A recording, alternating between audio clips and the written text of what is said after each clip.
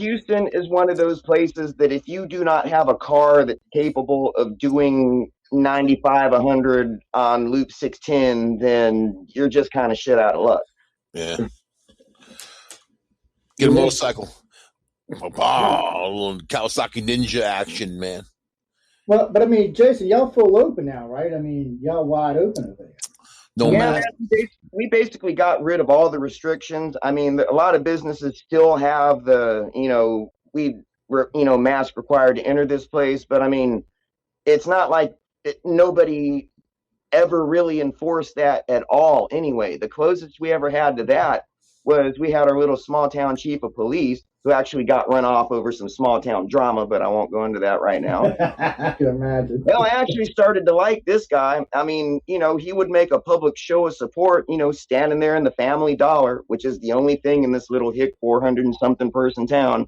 He'd stand there and just, try to explain it to everybody, let himself be seen in a mask. But his hands were basically tied. All he could do was ask. He couldn't enforce anything. And it was that way the whole time. Especially around here, it's like I'm in like the lowest population density of all. It's like if you start going into the towns with about 20, 30, 40, 50,000 people, you pretty much see most people wearing a mask to enter a business. There's only like that guy, every now and then. Out here in the country, I mean, it was always pretty much about 50-50. Because you can't tell none of us, corn-fed country boys what to do with our freedoms and shit. I mean, look, and let me get on this whole like California exodus and everybody's moving to Texas and all these southern states, man. It's like you see these hicks out here with their chips on their shoulders and their "Don't California my Texas" bumper sticker on the back of the pickup truck, right? I'm sorry. You'll see one or two a day out here in the country. I'm not shitting you. Quite honestly, I would rather talk to that fucking SpaceX engineer who moved down here to put rockets into space from my home state that I love than some dumb hick who thinks he being from some white trash trailer park makes him better than somebody. So what kind of weirdness is going on out there? Well, it's their own insecurities, isn't it? Like, insecurity rules a lot of people, man. So that's that whole, they don't have shit, so they have to say, I don't give a shit, but they really do give a shit, because if they had shit, then they'd realize shit, right? Man, they're basically people on the bottom of society that are trying to make themselves feel better by trying to find somebody better off than them and basing all of their problems on that. Man, you know how it is. All kinds of isms involved in that shit. Yep. Y'all just confused me there. I must have lost track of the conversation somewhere. Because he lost his shit. So well, I mean, I listen. Sometimes I'll catch him two idiots. Well, it used to be two idiots, Walton and Johnson. Now it's just, what is it? Walton and Johnson's there. Anyway, one of them's dead, one of them's still alive. I got some new host, Kenny, but I can't really listen to them live because they're a little, I don't know, it's hard to explain. Every now and then I'll hear these bastards come in and they'll be talking Texas this, Texas that, Texas. But they talk a lot of Louisiana stuff because they used to be down here. And it's weird when you listen to them talk. It's like a whole different world. I said, man, I've been in Texas. What the hell are you talking about? So if you're from the South, we already knew that things weren't going to stay like this because we're just not going to tolerate it. We're not, for the most part. And Jason's right. You got to watch the rednecks because they don't want anybody down here. And now Alabama's got its own really secret industry. It likes to keep it that way. They don't want anybody else in there. Florida's kind of the same way. They don't mind you coming and visiting, but they want your ass to go home afterwards. Louisiana don't care. You can hang out there. They don't give a shit. Mississippi, though, and Georgia, as long as you go to Atlanta, nobody's going to bother you. But you get out in the sticks, and Georgia's got quite a few car plants. And I didn't realize that when my mom was passing away and I was doing a drive back and forth. Kia's there, Toyota's there, Honda's there. There's like 11 of them, all spread out along the interstate. So, I guess in those areas you'd be all right, too. But I'd be careful. If you're coming from California, New Yorkers have a better way of handling themselves. And they might get a little bit more respect than the California people do. But, Jason, I agree with you. Well, I'd rather talk to an engineer than anyway, go ahead. Well, the thing about it is, it's like most people are not like that. But, it's that one fucking guy that has to have a chip on his shoulder about everything that just kind of like ruins it for everybody. And chances are, if you are in Texas and you're from California, and some Texan starts getting in your face, calling you some kind of liberal child, adrenochrome molester, or some shit like that, I guarantee you there are 3 other Texans that are going to step in and be like, hey, back the fuck off, leave him alone. It's true, too. They would. They'd be like, hey, what are you doing, dude? And I would be one of them if I catch any of that shit going down. Oh, Chris, I'll be back on screen. You'll see me, man. I'm actually taking care of something for another host. It's Cali people drive me nuts. Don't get me wrong. I got a lot of friends in Cali, so I don't want to hate on all of them. But there seems to be a particular sect out there that I could do with never speaking to again. I have to be honest. Especially them San Francisco guys that think it's all right to just walk around the city taking a crap and a piss wherever you feel like that. I still cannot understand the logic to that. Somebody's got to explain it to me. Because they're crazy. But I mean, come on, it's unsanitary. But they're crazy. They don't know about sanitary. They're crazy. When someone's crazy, they're crazy. If someone pulls their pants down and shits on the sidewalk, I automatically know something about them. I don't have to guess. You know what I mean? I don't invite them home. And I realize that one day they're going to ticking time bomb go off and then probably kill someone and themselves. You know, I mean, come on, man. I saw a woman at the subway station do it, pulled her pants down and took a piss right on the platform where people waiting to go to work. There was like such a surreal scene. And she's like some crazy crackhead, man, just like boom. But we automatically know that what's going on. But we're in a society where people like that get passed over. Like, you know, no one wants to do anything about them. We used to lock them in insane asylums. We don't do it anymore. You know, we want to treat them and have them walk around, even though, you know, most of them really can't take care of themselves. You know, so I don't know. There's so much to it, man. But we see our society crumbling, no matter who's in office, no matter what goes on, because that's the order of the day. Viva la Trump. Well, you know what? I'm going to give it a shot, and I'm going to actually try to play devil's advocate for some dude who shits on the sidewalk. But I mean, look, man, when you were down at that lower fucking level of society and you were basically like invisible to everything except for the cops whenever they get a mandate to come make you move somewhere else, I mean, where else you going to shit? No business is going to want some dirty ass bum coming in, taking a good 15 long minute shit in their bathroom, leaving and not buying anything. I mean, they put porta potties shit when you're not welcome to shit anywhere. In San Francisco, they put porta potties all over the place. They tried not only did that, Jason, they put porta potties all over these ones that you can go in. They put somebody there and paid them. What was it? $69,000 a year to make sure they didn't stay more than 10 minutes. But me personally, even if I'm in those dire straits, I'm gonna have enough fucking dignity to shit where somebody can't see me. You know, yeah, they didn't want them to, you know, but at least be like a cat and go down to the beach and take a poop and cover it up with your foot. You know what I mean? Like something like that. Have some dignity, you know. But like on the sidewalk. All right, let's move on to another conversation, God. Well, there's actually a controversial bill like going through our legislature here in Texas, and it's like basically an anti-homeless bill. But it's got basically the entire camping and RV community pissed about it because, look, all these hicks want to blame everything. Oh, look, there's homeless in Dallas and Houston and all them blue cities. There's homeless out here in the sticks, too. I mean, don't pretend that there aren't.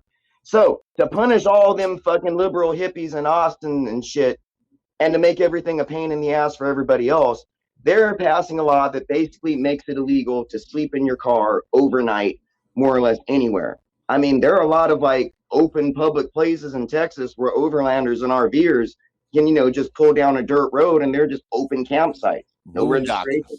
Nothing. Boondocking, man. Yeah, boondockers. People like parking in Walmart parking lots, pulling in, taking a nap at a rest area or something like that. That's now illegal because they're trying to make it harder for the homeless just to find a place to sleep. But Walmart encourages it, and they put electric and water out for people in some places, you know, because they know those RVers are going to go in there and stock up. They're going to be shopping there all night long. You know, it's kind of smart to do just for a couple pennies worth of electricity or some water. So I've kind of been following the RV community, and it's like, yeah, the Walmart in Boulder, Colorado, yeah, they're going to do that. But you go to that Walmart in the 5th Ward in Houston, where you have people that have been displaced and are trying to live in their vans or RVs or cars because they have no other choice. Yeah. You know, that's Sad, basically man. what they're trying to stop. I mean, People they're slip talking through people slip through the cracks, and then even if you have a good job, it takes a lot to get an apartment. You have to get first months, last months. You got to jump through a lot of fire hoops, man, and get set up. It's not that easy. And then COVID knocked people down. You know, you have people a year behind when it comes to bills, rent, and all that stuff. And where's that money going to come from? You know, I mean, it's not going to come from. It comes from people's pockets. Yeah, then you're going to need deposits for gas. You're going to need deposits for electricity. I mean, yeah. I mean, you can't get in a place if you don't have a few grand sitting in your pocket. Well, basically. if you have bad credit, forget it, because then they're going to attack on all kinds of percentages and fees. You know, for the same, just like car insurance, dude. If you have bad credit, they will charge you more for your car insurance. What does credit have to do with your driving record and just basically how you drive?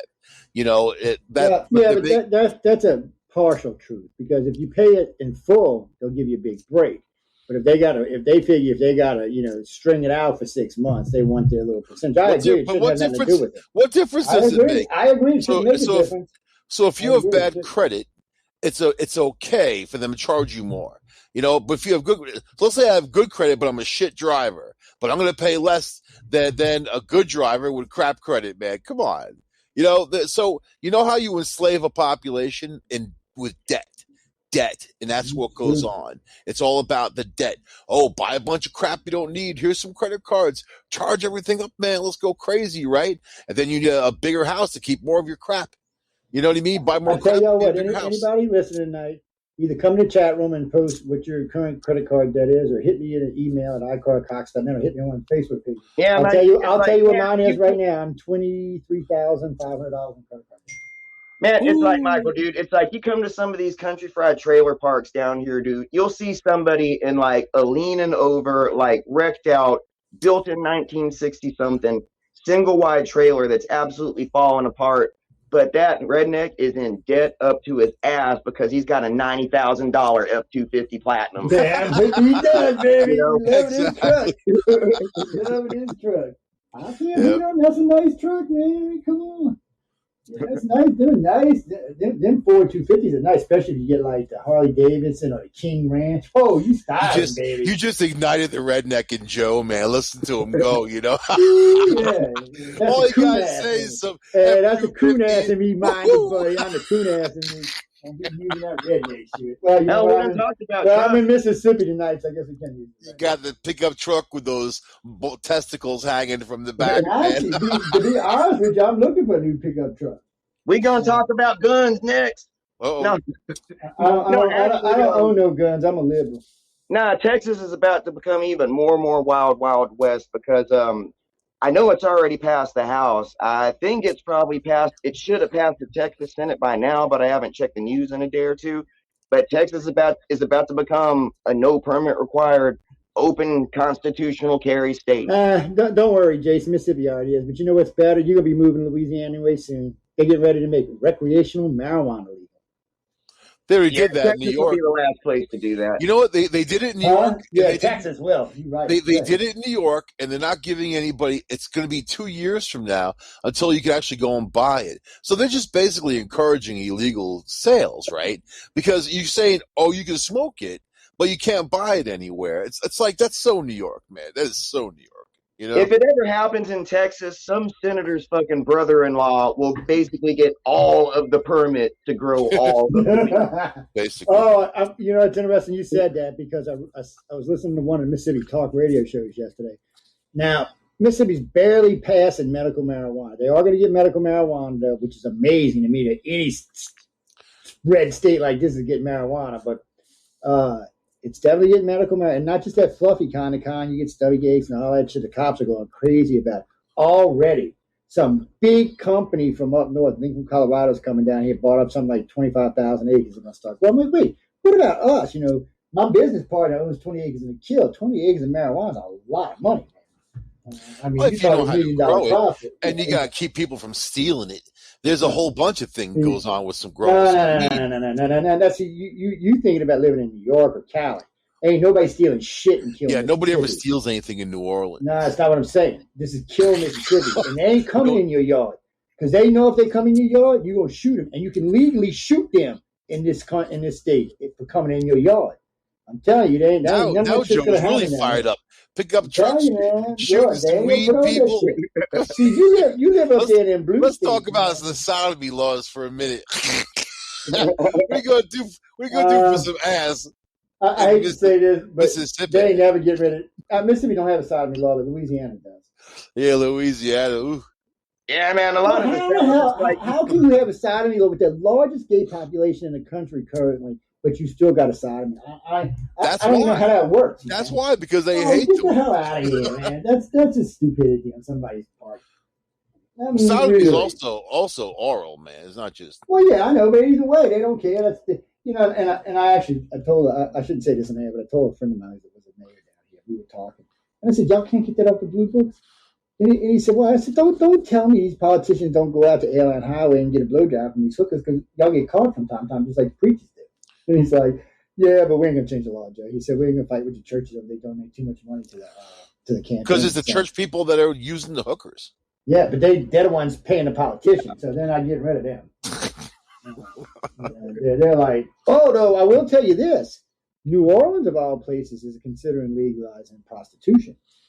So they're legalizing marijuana and prostitution. We just going to be like out there in Vegas now, man. Lord. Look, man, I'm all for that. I'm like your classic fucking civil libertarian. You know, it's like, do what you want. Just don't hurt anybody else while you're doing it. That's right. I'm cool with it. Yeah, just go like they do out in Nevada. You go get your checkup every 3 days, have your card. You're good to go, man. One at a time. Damn. You don't think it encourages degrading behavior, though? For some people, yeah, but for others, it doesn't. It does. But don't we all do shit? Look, we don't wait. I'm getting ready to come over there. We're going to talk about this particular subject logically. Let me finish here. It's funny because there's a lot of downfalls, but there's a lot of big pluses too. I mean, unfortunately, I know quite a few guys and girls, by the way, who've gone to jail for soliciting prostitution. It costs a lot of money to deal with it. It's a really big embarrassment. They like to put your name in a newspaper down here if you get caught. So, it's a big, big embarrassment. But what? So if I was going to go out with somebody, if I was single and I was going out on a date, I guarantee you it would cost me between $200 and $300 to take a decent woman out on a decent date right now. I'm not talking about just a trip to the movies. I'm talking about dinner, dining. I'm talking McDonald's drive-through. You guys are fancy down south. No, man. You treat a woman up here in New York, you get KFC. Hey, remember this. Remember little this, trip Michael. down by the beach. You know the old motto about you get what you pay for, my friend. You always keep that in the back of your head, man. Wait, some lady said she's offended. She's leaving. Well, hey, we can't help ourselves. We're guys. We're going to offend you from time to time. And frankly, I don't think you'll be the first woman I've offended. Or Jason or Michael, for that matter. Well, this is one thing I've always kind of wondered about the legality of prostitution, that if somebody pays you to have sex, that's like, oh no, big old horrible crime. But if somebody pays you to have sex on camera, well, that's just fucking entertainment. It's porno.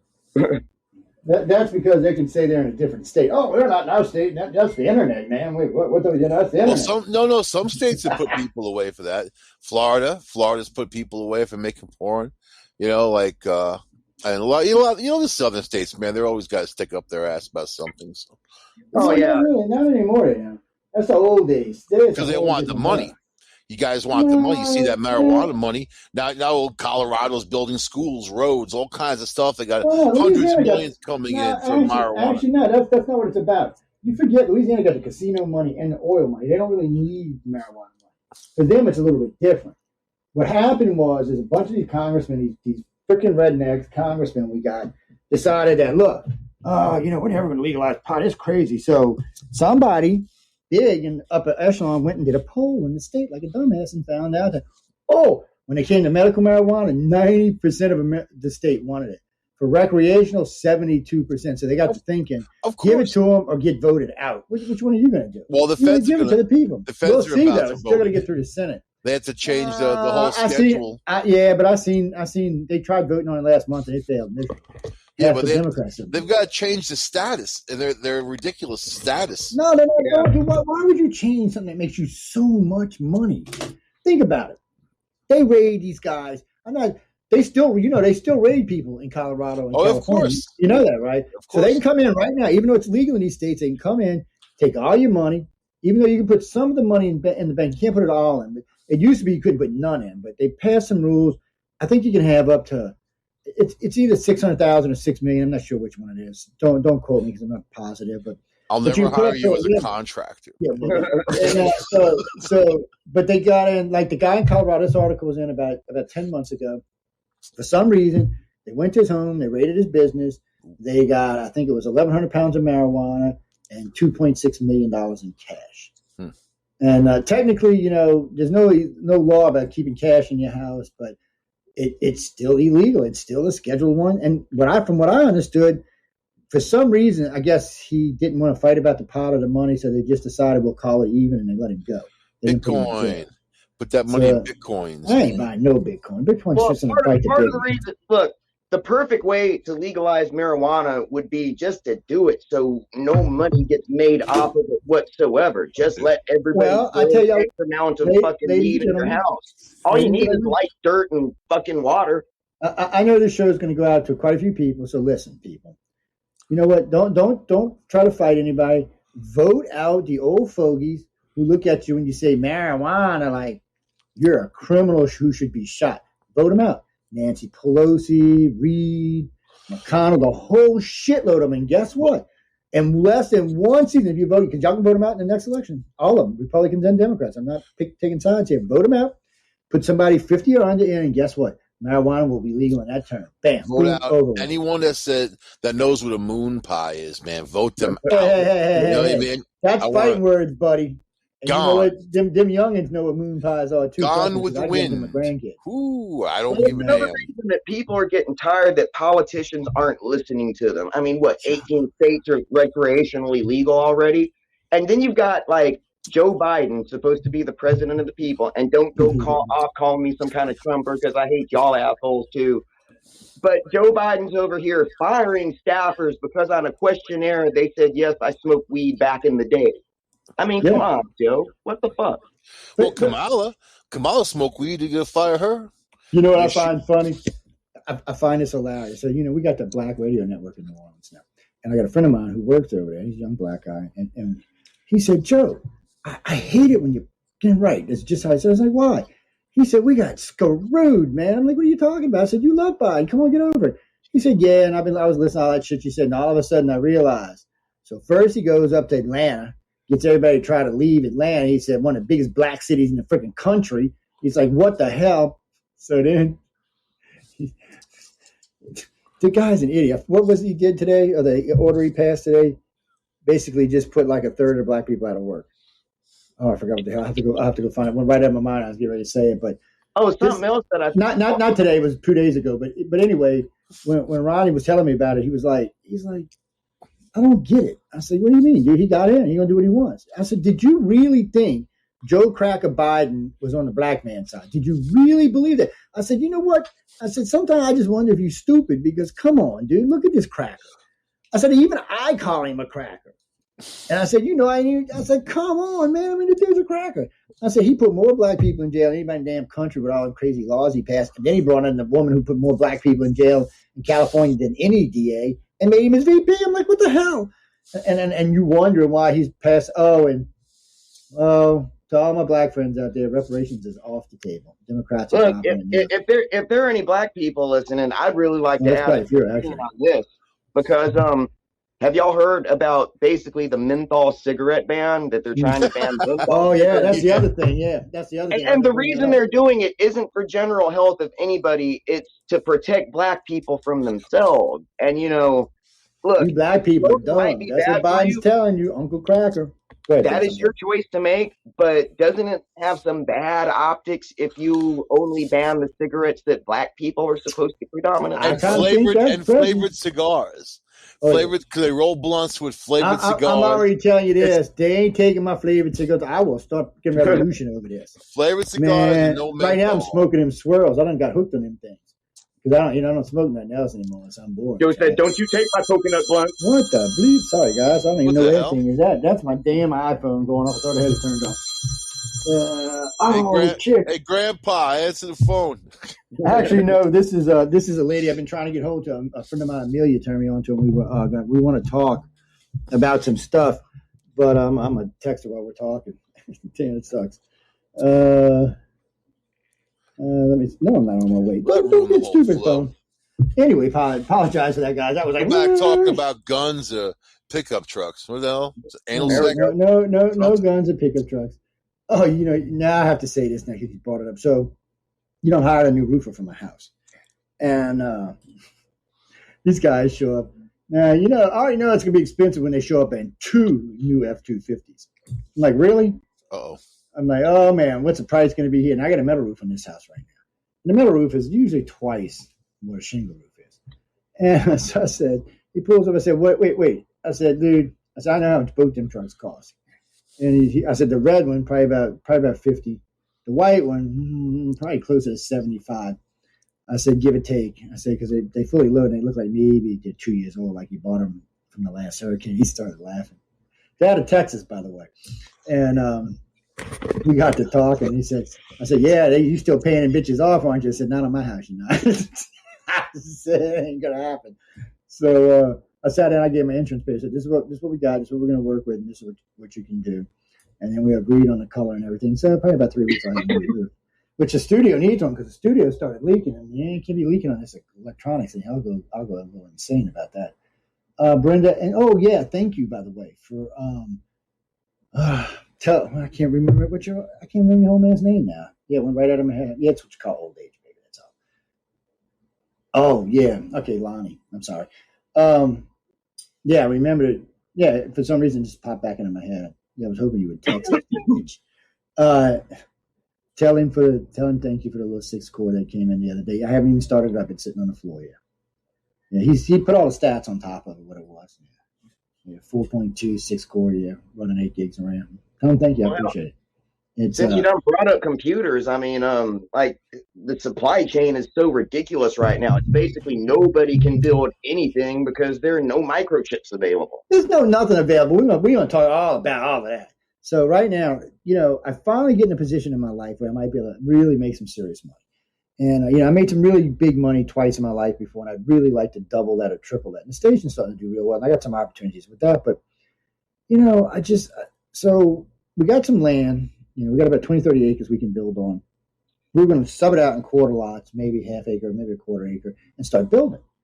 I mean, that's where my dad made all his money. That's where his uncles made all his money.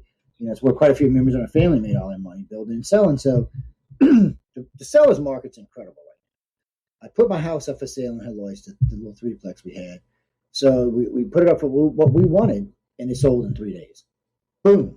A friend of mine said, "Dude, your house sold that fast." So he put his up for $50,000 more than mine was, and it sold in 2 days. This is old Metairie, by the way. And what's funny is my house is a shambles right now because of all the damage from the storm.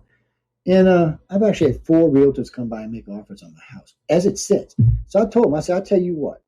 I said, I got a good deal on this house. I said, when it went up in the market, it was for $360.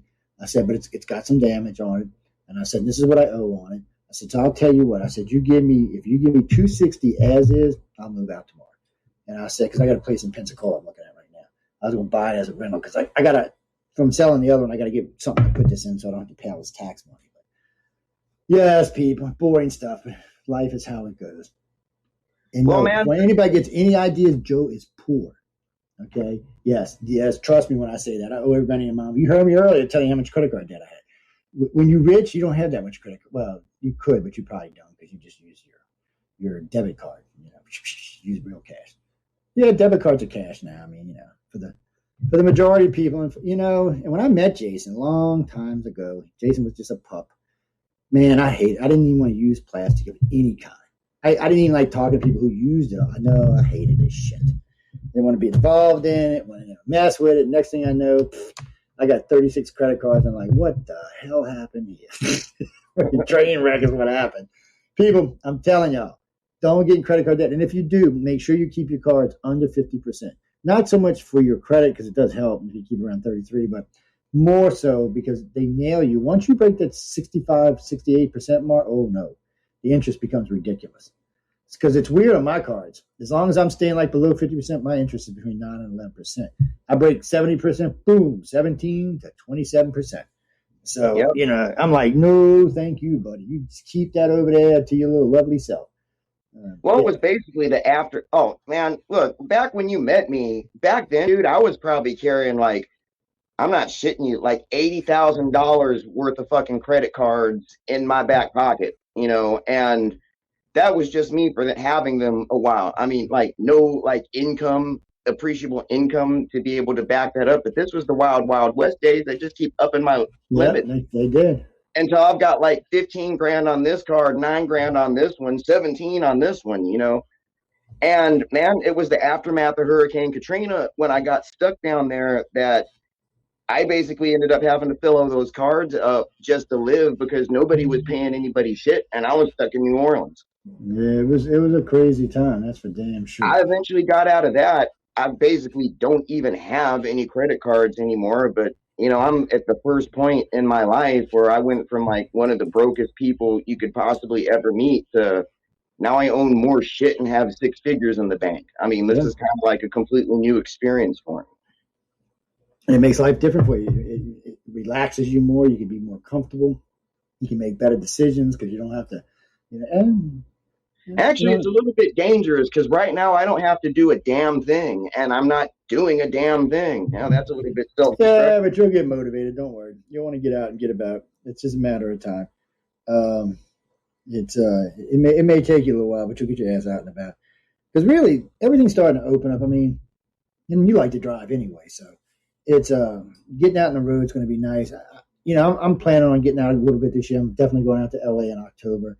Hopefully both award ceremonies are going on, so we'll be present for both. So we'll be out there for fun and vacation. And we're thinking about doing the Writers of the Future thing when we go out to Work Press, because there are going to be a lot of big names there. We were thinking about maybe doing a little mini conference while we're there. Not so much, maybe more science-based than, or maybe we'll label it more science and include some weird stuff in it. But something a little different anyway. Yeah, I don't know, man. I might not be able to go to that one because I think the Scientologists still have me on a bad person list.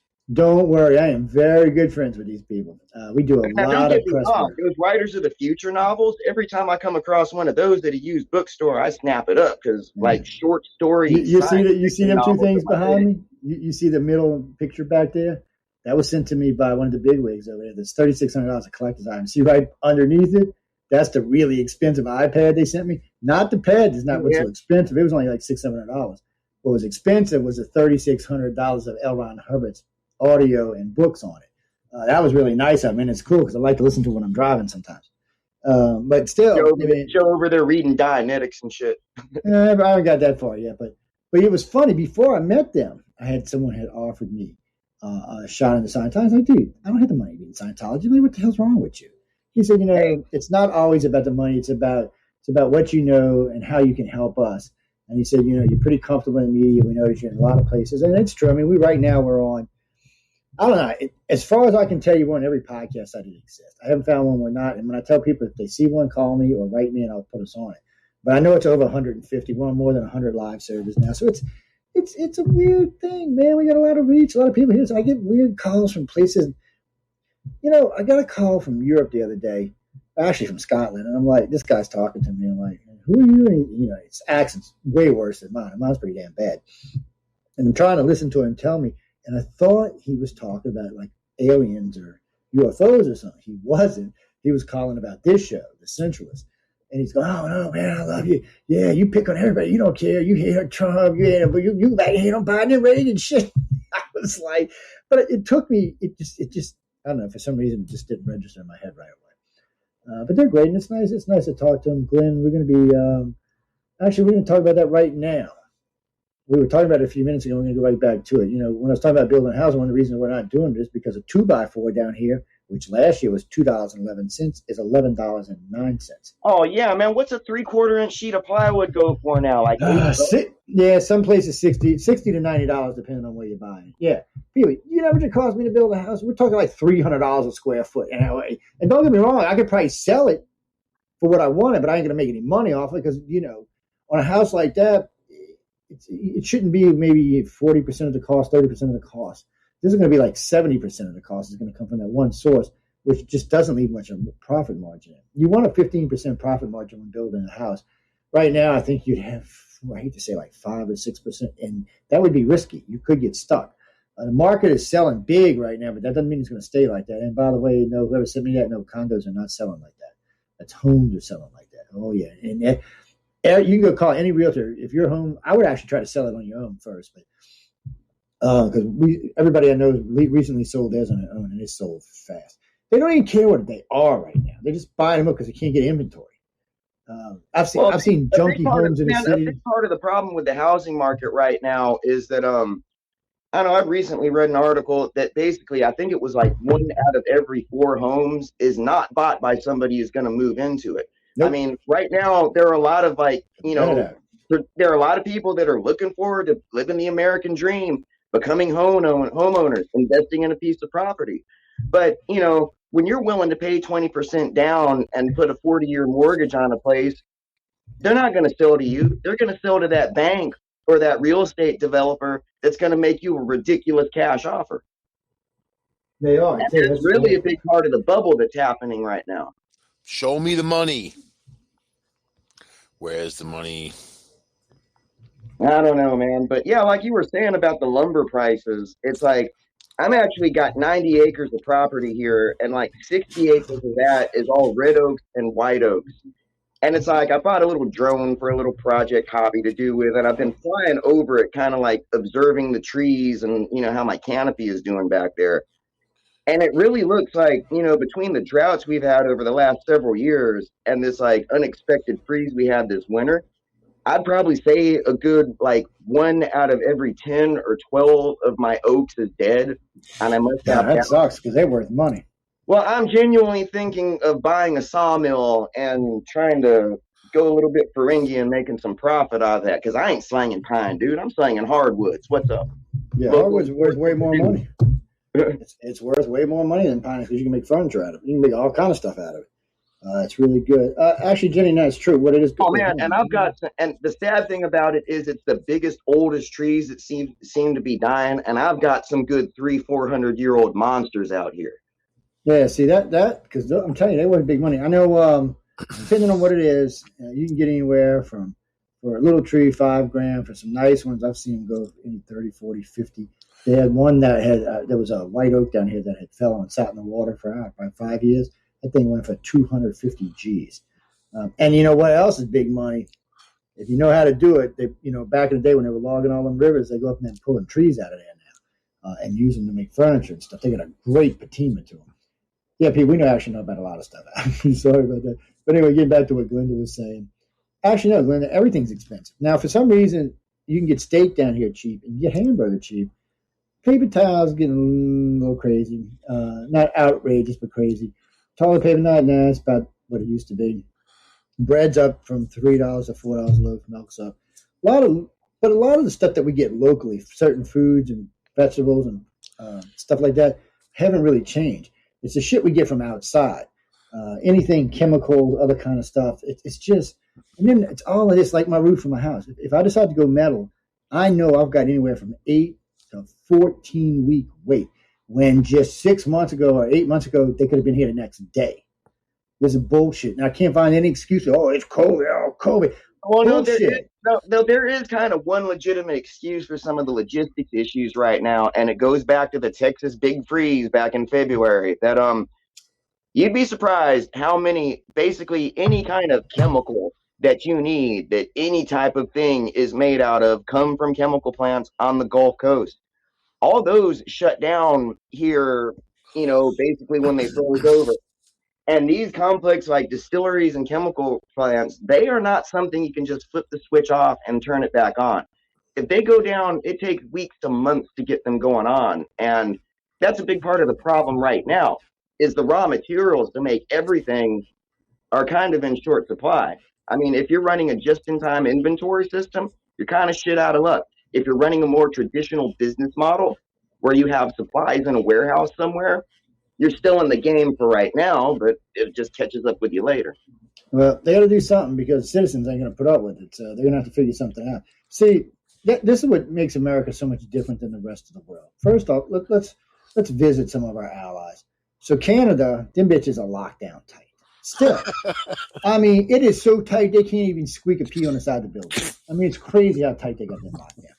Mexico ain't much better. Germany, whoa, shit, Germany's making Canada look like they got breathing room. And then I was listening to this story the other day. I heard the lady speaking German, but she was on the radio talking about it. She owned they have about a 360-year-old restaurant they had. It's been handed down through the families. The government forced them to close down. So guess what? They may be going out of business. And they're starting to lose traditions like these things that you're not going to be able to replace, things that's going to make a difference in people's opinions, ideas. And, look at California getting rid of their governor. New York's getting ready to put their governor in jail. Mayor's in trouble. I mean, it's Cuomo ain't going to jail. Oh, my God. Oh, no. Yeah, he might be because of that second thing that came out. The other stuff, I didn't think he was going to jail. He's not even stepping down. He'll barricade himself in that place. But he's not going anywhere. Well, what you think of Cuomo, man? I kind of see him as that asshole that thinks he's some hot shit and he's got to wave his dick around, and it's all basically catching up to him now. Yeah, basically. Yeah, it's basically catching up to him. But what happened is a couple of his, what do they call them, his assistants, leaked some information the other day down out the feds got. So they were covering up more the numbers than they admitted they were covering up. So he already got in trouble because he was covering up some. Now they find out it's a much larger number of people died in the old folks' homes than he said. So he's in trouble for that. He's going to probably go to jail for that. We ain't going to go to real jail. Look, people, when you hear me say politicians are going to jail, it's not like they're going to Angola or any place like that. They're going where Edwards went. Edwards got massages. I'm not shitting you. He got massage. He had conjugal visits. He had 2 nights a week they could get gourmet food. Yeah. Okay. Yeah, you might be locked in a cell, but it's not like being in general population in a real jail. Yeah, Club Fed ain't nothing like county. I'm just, and this ain't even that. This is the upper echelon of Club Fed. This is where the rich people get to go. They actually keep them that's separate. That's that Martha Stewart prison and shit.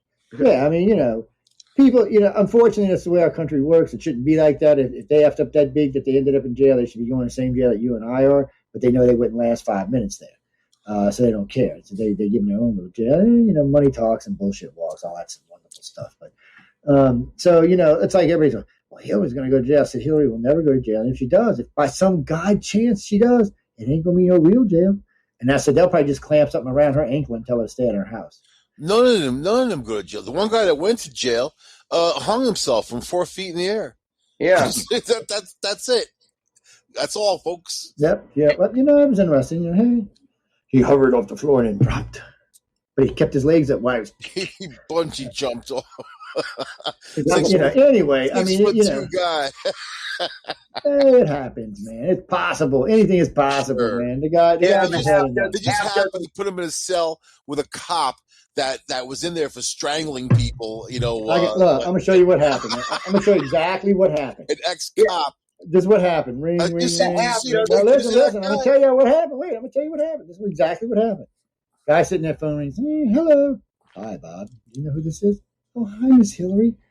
Is it that time already? Yes, it is, Bob. Now, do you know what I want? Yes, I think I do, Miss Hillary. Is he there with you? He's in his cell, Miss Hillary. Okay, now you know he can't wake up in the morning. And if he does, you're not. Goodbye. And, of course, that was the end of that. Because there was no camera footage or nothing. I mean, come on. No, man. They don't talk like that. She would say, he's not getting a wake-up call. That's what she would say. Yeah, but that was for the sake of the radio audience. We might you gotta say, no, you gotta be cool. These guys are all cloak and dagger, man. They're all like, okay, kill the chicken or whatever. Wait. Okay, so Kanye, my ass. Okay, I'm sorry, dude. So Kanye, he's writing. He already identified himself as a Z-Gen. Okay, he said he's 22 years old, and he thinks that anybody who served, how long? Did I get that wrong? Last 24 years as president. I can't say that on the air, dude. I get the gist of what you mean. And you think all of this is a hoax? No. Okay, I can't agree with you on the COVID stuff, COVID's definitely real because I got it last January, so I can't argue with that. But I will tell you this: a lot of this other stuff, these certain shortages are. There's some legit, there's some real ones because there's been a lot of logistic problems in the country. We're short on truckers. We're short on trucks too. And thanks to Texas, that also, because Texas actually got a lot of our people tied up right now because they're trying to recover from their great freeze that they should have never had a problem with. They're using, I think they're contracted 1/3 all truckers in the United States until the wind farm is completely rebuilt. That's like 2 years, people. So that just, and something else they're building out there. Somebody also told me that Texas is buying energy from some thermal grid, I think in New Mexico. Was it New Mexico? Arizona? I don't know, somewhere in one of those two states. I think it was New Mexico, actually. Somewhere up close to Interstate 20. Oh, you mean the Hunter Biden electric company? Hunter Biden. With the Ukrainian... hold on. You know what? Wait. I just seen a Hunter Biden question go by. Hold on. Let's go find it. Smoking some Parmesan cheese. Since we were talking, so she says, Joe, since y'all were talking about jail, can you ask Jason and Mike, do you think if Hunter Biden's going to go to jail? And if for some reason you do, for what? Of course not. No, he ain't going to jail. He's the president's son. He was the first president's son that went to jail. What are you talking about? Who was the first president's son that went to jail? With? No, actually, it wasn't his son. It was his brother. I'm sorry. Wrong guy. And then what president's son went to jail? No, actually, it wasn't his son. It was his brother. And he actually went to jail before he was retract your statement. Yes, I made a mistake. And then it got me thinking about Billy, but we're not going to talk about him because Billy's retarded. Well, Hunter Biden's another one of those people that, I mean, he's just this typical stereotypical piece of shit. Well, my daddy's a senator. I do what I want. And that's basically man, I have to give repercussions. He's a black sheep. I get it, man. And listen, if you're he's a crybaby, is what he is. If you're gonna float cash in front of someone's face, he's gonna grab it. I mean, there's a lot of people that would do the same thing. I'm not saying he's a great guy. I'm not saying he's a messed up dude. You know what I mean? But whatever. You got strippers. Get a stripper pregnant. But that's not what he's in trouble for. He's in. They got in your book of don't. So right now there's a 17-year-old encounter on there that he's got to deal with. And when I heard the state it was in, it ain't legal. So he's got to deal with that. He's got dealing with China. Oh no, you're thinking about the Florida guy. That's a whole different thing. Yeah, I know what you're talking about. They took across state lines.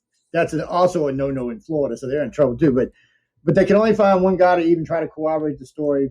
And for some reason, this guy had been writing to Trump for 3 years to get a pardon about something that wasn't being investigated. So the DA's kind of like, I'm not really sure about this. I don't know what's going to happen there. He's going to probably lose his job. They're too busy going after Giuliani, man. You see, they raided his office. Oh yeah, but they already put a countersuit on the DA, so we're going to see how that goes. Like all those Republican suits, it's not going to go anywhere. I don't know. Republicans win a lot of seats. What are you talking about? They're going to win at least 19 against Biden in the next 2 weeks. Lawyer ball. They're going to win the big one for the right for your guns. I mean, they actually win a lot of lawsuits. That's how they keep the Democrats in check. But the Democrats do the same thing. That's what people don't pay attention to. So this is what really goes on, people. If somebody takes control, like the Democrats just did, so they get all this crazy shit going on. So here's the GOP, I think now with 47 lawsuits. So what's going to really happen here is 17 of them will get dropped. The judge is going to be that's just stupid. And he's going to drop those. The other 30, 15 to 18, and they're going to see all the way to the end, and they're going to win every one of those. And those are going to usually be stuff that where the president or the Congress is over what this means. And those are easy to win because the court's going to be like, no, this is unconstitutional. No, you cannot do this. That's like the other day when Biden's talking about stacking the Supreme Court. That's a sure way to end the Democratic Party. America will flip on that. Even the Democrats are not for that. They're like when the poll went out the other day, the NBC poll of all people went out today, 78% of America said not at all. I think 22% said, well, we might think about it with certain guidelines, and the rest didn't care. So nobody really actually was going for it. And it's a stupid idea because all that will happen when the GOP takes over, they'll just put a bunch more in. So we'll end up one day with 200-300 Supreme Court. That'll just be a fucking mess. You know what? What difference does it make? I mean, it makes a difference. The machine doesn't even care. All that stuff is just no, a show. But the Supreme Court, smoking mirrors that makes people gnaw on each other's bones and makes all the sheep fight with each other. Everybody going crazy. Meanwhile, it doesn't matter. It does. Without them, dude, Mike is right. Do this. You're wrong. Mike's right. No. Without the Supreme Court, we couldn't even do this. Just in the last decade, just the attacks on free speech in the last decade, without the Supreme Court, we couldn't even do this. We'd already been thrown off the air. They just said, no, you can't talk about that stuff. I'm sorry, you're out of here. There's 41 attempts to remove gun rights in the country just in the last 2 years? That's ridiculous. Without the Supreme Court, like the one they're getting ready to take up, without them, we would lose a shitload of rights. Because if it was up to the politicians, it would be just no rights, hardly at all. Just enough to maybe keep you a little happy. You don't think that there's a whole crop of Democrats out there that love their guns, and they don't? I mean, look at a state like Vermont, man. Very Democrat, very gun oriented. So I mean, there is a balancing point. Look at AOC. No, but that's not who gets in power, Mike. Think about what you just said. Now. AOC can't believe what's going on. So let me ask you this, Mike. Is there any Democrats? Are there any Democrats on the Supreme Court that are pro-gun? No, there is not. I don't know. No, there is not, and they are serious anti-gun. All three of them. So it ain't. All three of them. But it comes down to the case, and it comes down to the president. Well, no, it does. That's not true. It comes down to politics. I mean, you're not going to change the Constitution unless you change the Constitution, or amend the Constitution. But really. How's this, man? Who are you going to shoot? And I feel like people are so stupid. And I'm a gun guy, right? I mean, when people say to me, why would someone need an AR-15? Well, I actually own one. You know what I mean? And they're like, what do you need that for? But I'm like, well, what do you need your high-end Audi for? What do you need a Ferrari for? What do you need anything that's high-end? If somebody asks you maybe why I want to shoot some AR-15, flying squirrels, man. They're very hard to hit. You know what I mean? Like, you know what? But that's not the point. You see, that's the problem when it comes to guns. Nobody actually understands like, why do you need 100 rounds? I don't want 100 rounds, but I want the capacity. If I need a capacity, man, you ever try walking around, even shooting at the range. You don't want even more than 20, really, because it gets heavy, man. You know what I'm saying? There's a lot to that, especially if you're shooting something larger, like, AR-10. You talk about Chamber 308. Try walking around with 100 of those. Right. Exactly. But you see, I was out in the country, and basically my whole place is a shooting range for the entire family, friends, everybody else. I mean, well, like you were saying about, well, that's a big problem that the Democrats have, is there are no more of those blue dog, Ronald Reagan, Texas and Richard, back in the day Democrats that, are actually moderate and not on. I believe the whole problem with this country is this whole polarization, one side or the other, extremist shit. I'm watching it just tear my country apart. It's funny. Bill Clinton looks more like a Republican these days than all these other Democrats. It's very weird, like what's happened in the Democratic Party, but originally we were going to talk about conspiracies on the show tonight, and I think the biggest conspiracy. And it's not a conspiracy, it's actually happened, was what the Democrats have perpetrated on the American public, over these last, not just 4 years, but I mean, what they're working for and the goals, man. I mean, these people got this election by lying and bamboozling and basically doing everything they accused everyone else of doing. That's true. But Trump let it happen. And Trump missed a golden opportunity. Let it happen. Obama let it happen. Where the hell were you? Obama? Yeah, this didn't start under Trump. He wasn't president. This didn't start under Trump. It started under Obama. I'm talking about what they did. Started under Clinton. I'm talking about the riots. I'm talking about all the stuff they orchestrated. What were you talking about? There were hardly no riots under Trump compared to Obama. Not even close. What kind of crap are you smoking, Joe? No, dude. I'll pull up the stats. There was no riots under Trump. That's not what I said, dude. What coma were you in? Okay, I'm gonna put you on mute if you ain't gonna listen. Uh-oh. The old man's gonna be honest with that. Nah, I'm just gonna be honest with you. Obviously, you didn't pay any attention to Obama because there was a riot a freaking week. He's the one that started BLM. He's the one that started the whole damn mess. That's where it all started at, and that's where it came from. Under Trump, he averaged one a month. Clinton got him beat. As far as the mass shootings, Obama 162, Trump 14, Clinton I think was 36. The Democrats outweigh the Republicans on mass shootings or regular shootings on a weekly basis, like 4-1. I mean, dude, it's ridiculous. And right now it's even crazy. But I didn't want to get into that because I wanted to bring this up because Chris wanted to see this. Chris, change the topic. No, I've already won that argument, my friend. It's the thing about this hasn't even begun. Yeah, actually, I've already won it. There's no reason. It's a one deal. But anyway, quick, because this is what we were talking about before we went here. So we're going back to where we were, and then we can come back to this. So this is what people understand. Like when you heard Michael say about the AR-15, it tells me right there when you hear people say that they did not read the Constitution. Constitution doesn't say anything about protecting your rights to own guns. It's about your right to form a militia. So in the old days, we had militias, and then the National Guard took it over, and it went back to the government. But it clearly says an unregulated, separate from the government militia. That means if you're a militia, you have the right to bear real arms. Not just little handguns or shotguns, but real arms. You can arm up just like the National Guard. That's actually what the right in the Constitution says. And you go read it for yourself. It's quite easy and quite literally easy to understand. So when I hear people arguing the right to carry a gun, personally, it's not what it says. It does say the government cannot infringe on your right to bear arms, but it doesn't mean that you can just go walking around in a Walmart and carrying a gun. That's not what it's saying.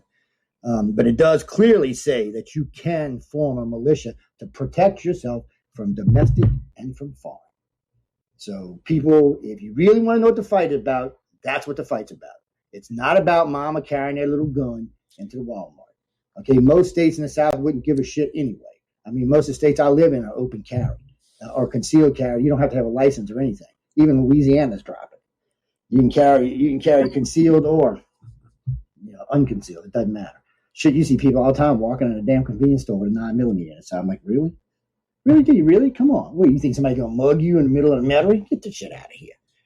But that's where we are in society today. We want to all bear the right to bear arms for what? Jason, you carry your gun on you or in your car? I carry it in my car most of the time. I do not take it into public places with me because I'm not going to break the law like that. Yeah, well, I'm not either. The only time I ever effed up is I forgot I had one tucked in the back. It was wintertime. I had my coat on. And I'm sitting down at a casino gambling, and I went to lean back. And I was like, oh, what's that? And I reached back, and I said, oh, shit. So I got up, cashed out, gave them a ticket, and moseyed my ass because, man, the troopers will take you down in a casino if you got a gun. Man, they do not play around with that. That's one of them. That is one of them. That and banks, man. And I did see a guy accidentally walk in the bank one time with him. He ran out just as fast as he came, man. Well, people like us aren't the problem. I mean, look, I can kind of understand some of the gun control arguments to a certain degree because there are a bunch of people out there who do not need to have guns. I agree with that. And I'm not against background checks or any of that shit. Somebody said, what? I said, no, background, no problem with background check. I mean, you should. It's to me, background checks and voter IDs should just be mandatory things. It should not even be an argument. And I guarantee you, if you ask the nation, not the politicians, that's the answer you'll get. Because I've really not met that many Americans that were anti-voter laws or anti-gun. Now, I do know a lot of Americans who are anti-concealed carry. But as far as owning a gun, most of the Americans I know aren't like that. Almost every liberal friend I have has a gun. All my middleist friends do. Shit.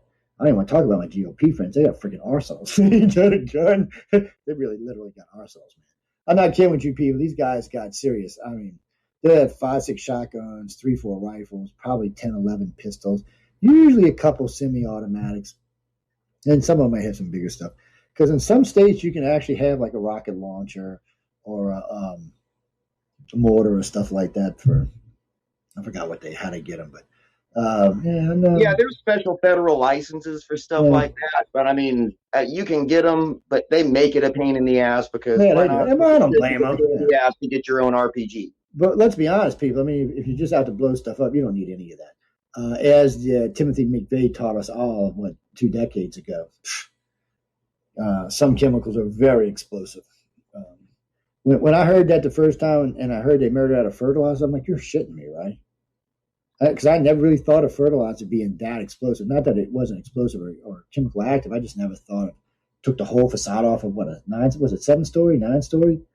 Yeah, that whole federal building was basically trash. Yeah, I just never seen that before, man. That's kind of like, what the hell? Chemistry's a bitch.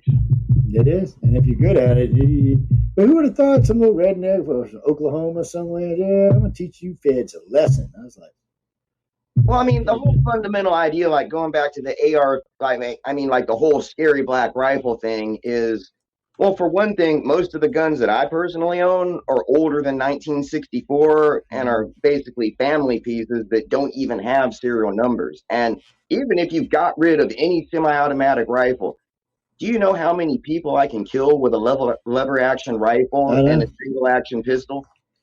When I watch some of these things, I mean, the cat's out of the bag. I mean, and it's always wondered to me. It's always been hearing things when we see these mass shooters. If you have any reasonable understanding of weaponry, I mean, you could really do some damage if you wanted to. So, you never really see some stupid kid get hold of a gun. I guess we should be grateful that some ex-Marine, or other than the one the one in Texas that shot up the college at that time. That was way back in the day. But other than that, I mean, he was serious. That's a sniper. He just, hey you, just killing people left and right. But it's like the guy in Vegas. He could have done a lot more damage. He could have just sat up there with the window with two of them, just sprayed the crowd. Yeah, he could have took out at least 200-300. And if he'd have shot that damn gas tank up, and he couldn't have probably exploded it trying to penetrate it, but if he could have got it leaking and then got a spark going, he might have. Mass shootings are always going to happen. I mean, I don't think you can get around you can catch a bunch of idiots with their stupid, like, revolutionary chatter on the internet, tooling themselves up and doing anything, but that's not the guy you got to worry about. You cannot stop a sufficiently motivated individual that's got a half-decent brain on his shoulders. I mean, you can't do it. I mean, look, there are mass shootings that happen in every other country in the world where it is extremely hard to acquire a weapon of any kind. And you'll get thrown in jail forever for carrying a pocket knife with you. Yet those mass shootings still happen. Yeah, it's a whole hell of a lot easier in the United States. And look, I'm not going to gloss it over.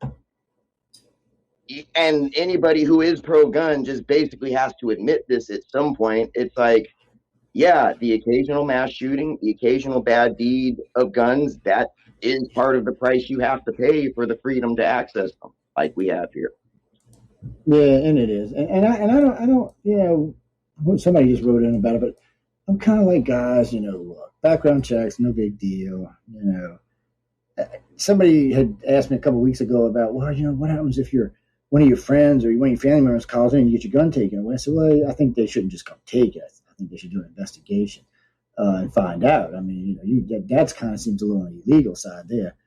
That's like pre-crime. I don't think that's technically legal. So most of that can be challenged. And if you got a decent lawyer, I think you win that. But and I think parents or friends or family should call in if somebody's going hack-ass crazy with a gun. They should get it on videotape. That way, they don't need investigation. You should. Look, no, he's lying. Look, see what he was doing? Yeah, see what she was doing? Just in case y'all know, guys, there's a lot of women out there with guns. They may equal the guys these days. Actually, every woman I know carries a gun.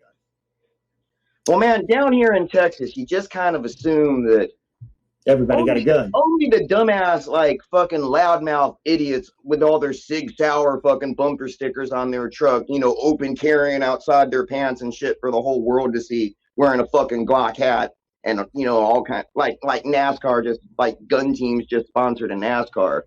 No, it's the reason I carry a gun a lot of the time is because of people like that. They wear it, carry it like it's a chip on their shoulder, and it's like, oh no, you are going to listen to me and respect my opinion because I got the means to kill you and everybody else right here.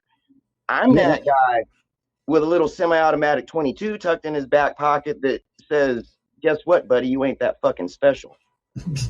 Goodbye. Yeah, I know. It's I don't know. It's kind of strange these days. And Glenn, I carry mine. I don't. Sometimes I carry it only. Sometimes I carry it in my car. Sometimes it's in the house. Well, that's one in the house, one in the car. But it just depends. Right now, I got a 9 and 235. No, three. I'm going to say 9mm again. Two 380s. Yeah, all three of them are automatics. No, 35 only get 6 shots. My nine's got 14. So you gotta watch out. And I'm diddly with the bitch. I kill you running down the street good. Well, see, I'm just going to put it like this. I'm not going to sit here and advertise what I have or don't have. It's more of a fuck around and find out kind of thing. No, that's true too. And somebody, I would you never know what I'm carrying. So, and I'm thinking about buying me like a 45 this year. I used to have a nice 45, but the only reason I'm shooting. Oh no, actually, I wanted to go back to Reese. Actually, dude, I've been stopped in Texas and had a gun on me. So I got stopped for speeding in Wichita Falls, Texas. I was like, where? Because I thought that was in Oklahoma. What did I know? So anyway, they pull us over. Jason's buddy Joe was with me. And they do the whole 9 yards. He said, you got a gun? I said, well, yeah, I got a gun. He said, really? Because I had New York plates in the car, so I was a little nervous. I said, yeah, I got a gun. And when I handed him my license, he said, oh, you from Louisiana? I said, yeah, it's a rental, dude. He's like, oh, really? Well, by this time, he'd already been going into ass mode. So he hands me my license back. He said, I'm going to write you a ticket. I'm like, oh, shit. So then he goes, and can I go get your gun out? I'm like, yeah, sure. So he goes and he gets the gun. He's carrying it like this. So where's my camera? It's like on top of my hand. He's walking like this. I started laughing. And he's like, well, and I'm like, no, dude, it just kind of looked funny. He said, this thing ain't hot or nothing. I said, no. He says, loaded. I said, it's got a full round clip in it. It's not in the chamber there. I said, I don't trust that gun when I'm driving down the highway on bumpy roads and blow a hole fire in a damn car or something. Because, some states it's illegal to have one chamber. A lot of states it's not, but a lot of states it is for some reason. So I never understood it. If you're going to own a gun and you're going to be traveling with it, it should be loaded because, you might have to shoot somebody. No, if you're going to own a gun and you're going to be traveling with it, I mean, you definitely need to know the laws of every state you're going to. Oh, you do. P's and Q's. It's like, you can take your 9mm with you in California if you're driving into California. But if you've got 100 rounds with you, it's illegal to import ammunition from outside the state into the state. And then again, where is the gray area on that line? Do the rounds you have in your magazine count as importing ammunition? Say you have an extra box. Say you've got an extra case of rounds. I mean, where? Actually, I'm gonna tell you what they told me when I was because I bought my 9 with me a couple times. I've actually flown with it a couple times. But anyway, we'll get that in a second. They told me that I can't carry any ammo and that I have to buy it there. So I said, well, wait a minute. So I'm driving. I said, when I take my flight, so I'm driving across Texas. I'm going to have my gun loaded. Driving across New Mexico and Arizona, I'm definitely going to have my gun loaded. So I get to Cali, or get to Nevada, I get to Cali, I'm like, oh, wait, I got to go throw like 100 rounds of bullets. So I said, that just seems dangerous. I said, where am I going to throw them at? I said, do y'all have like a disposal place? And the guy's, nobody's ever asked that before. So, well, you just told me I can't bring my bullets into your state. So he said, probably if it was loaded and you had one box, they would probably be okay with that. Now, if you come in there, with like 5 boxes, you're going to jail. You got to buy your ammo there. And by the way, so y'all know this, you cannot fly on any airplane with a loaded gun. You can't have any bullets with you because they store them under the thing where there's no pressure and they could ignite. They say they could ignite the bullets, whatever. So anyway you travel, like I went to Vegas last time, I had my guns with me. I had to go buy ammo as soon as I got off the plane. Don't think I'm going to Las Vegas without a gun because it's not because of Vegas. No, I ain't worried about Vegas. Well, then again, what are you going to do when the situation is like right now and you can't find any fucking ammo anymore? That's the thing. And, well, you know what? I actually, while we were in flight, I searched to find out where I could go get it from. And right now there's an ammo shortage. You got to be careful with that. It's not as easy to find right now as it usually is. I see signs all the time. I actually got lucky last month, and I happened to be in Walmart right before they closed, right when they had the pallets out of the truck and out there on the floor. And I was able to buy 1,600 rounds worth of 22 long rifle. And me and like 4 other people that just happened to be walking by sporting goods when the truck came in got lucky. But I mean, that was just like winning the fucking lottery nowadays. Well, it is. It's rough because you'll see like a lot of the local stores down here when you go by, they'll say either out of ammo or have plenty of ammo because it goes back and forth all the time. You never know which one it is. A lot of the big sporting places, like Joe went to go get him some more. They're calling them rips. It's for its Glock, and it's got a 16-round Glock, but they call them rips. They're diddly looking little bullets. But you do not want to get hit by one of these things. It is going to mess you up if it hits you. So he's like me. He likes because even in my guns, I'll have one hollow point and one regular bullet. I'll just rotate them. It's an old habit because in the old days, guns automatically used to like to jam a lot. So if you did it that way, they wouldn't jam. Today, it's just a habit. So, and the solid rounds carry a little further too. So, well, hell, Joe, I'm kind of thinking about getting us kicked off of YouTube again and actually showing my little pistol that I carry with me most of the time. Yeah, it was funny because there's a couple times I've had the gun out. Matter of fact, we were messing around in camera one night, three of us. It's weird. You never know what's going to set them off because, all Kathleen said one night was something about getting her shot, not getting her shot for COVID, and they told them that was medical disinformation and kicked that show off. Hit us with a strike too, and you just and then of all people, Richard and Karen Dolan were talking about 9/11. This is an old video. This video has been up for God, I don't know, a long time. We've had this archive for at least 15 years. It's been on YouTube for at least 5. And we got a strike for it. They said it was hate speech. Yeah, man. But I mean, yeah, maybe come we're on, Karen and Richard Dolan hate speech. And that's not even a possibility. Man, I mean, I'm not defending any of that stuff, but it's like the entire national conversation on all that shit is basically changed now. I mean, back 15 years ago, 20 years ago when we were starting this network, I never figured that any controversial crap or any of those, and yeah, I'm going to pick a side here, any of those conspiracy theorist idiots would ever possibly get fucking mainstream. And then you've got politicians and senators and congressmen up to presidents validating their stupid shit. I mean, goddamn, man. Because they fall for the press. Right now, the biggest problem in the country isn't the politicians; it's the media, and the media want control. They got so scared under Trump that right now they're just shaking because here come Trump and they thought, all right, Trump, we'll tear up Trump, and everything they did backfired. No, man, nobody in the media was scared of Trump. Trump was the greatest thing. Trump was killing. He almost bankrupted CNN. Dude, no, he didn't, dude. Have you seen the latest viewership polls of all the news networks? I mean, they're all down, but that's not what I'm talking about. CNN was the lowest rated. Train wreck every day. Now that CNN lost viewers back to normal, no one cares. Yeah, but CNN lost. They love Trump. They wish he would get back in the spotlight. Yeah, they did because he gave them something to talk about, but it didn't help CNN any. They were on their way out because he always said CNN's fake media, fake news, fake media, fake news, and that hurts. When the president of the United States calling you fake media and fake news, that hurts. You can say what you want, but it's going to hurt you in your business because even most people, unless you're just a complete hate Trumper, you're going to be like, well, maybe he's right. I mean, come on, that's all they ever talk about. And we heard for a full year. Nobody wants an objective truth anymore. They want to be told what they want to hear.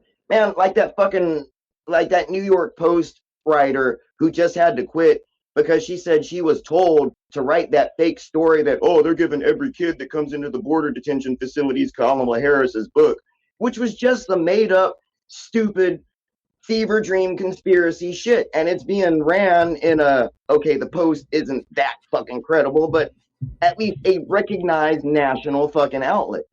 I mean, that's how bad it's gotten. It's not just one side or the other. I mean, that's probably one of the worst things that ever happened. One of the worst side effects of the internet is you can get caught in a complete and total echo chamber circle jerk where basically fringe shit is all that you become exposed to, and you have no other perspective or no other grasp of reality whatsoever. Yeah, it gets insane. I mean, it's... Come on, man. That's why I can't even come on half of these shows anymore because I want to tell half of your hosts how ridiculous stupid they are. But I mean, I ain't gonna do that to you.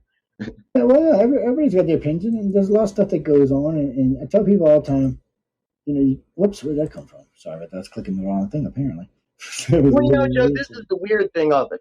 All that fringe craziness shit we've seen following, the fringe and paranormal communities. It's that was more or less contained to those specific little subgenres. But now that kind of paranoia and fucktardedness has gone mainstream. And I'm not shitting you, dude. I'm genuinely worried about this country. It's not just the kooks on the right.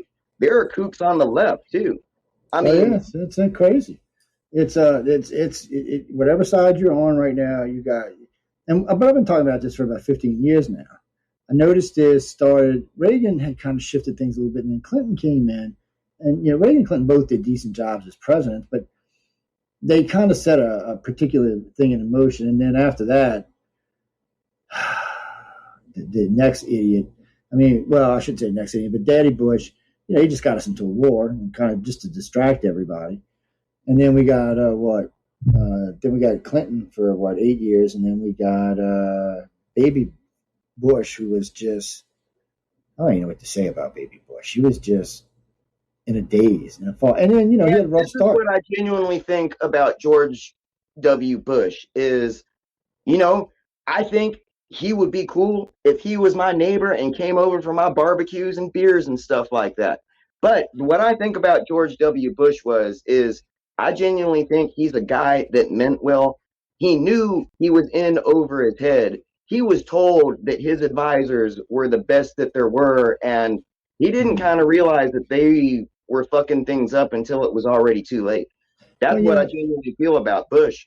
And the way I feel about Obama is I wanted to buy into that, bright-eyed, bushy-tailed, it's time for some fundamental change and shit. And I think he might have been, genuine about that. But once he got into office and realized the way that, like Michael was saying, the way the machine works, there's nothing you can do to fight it.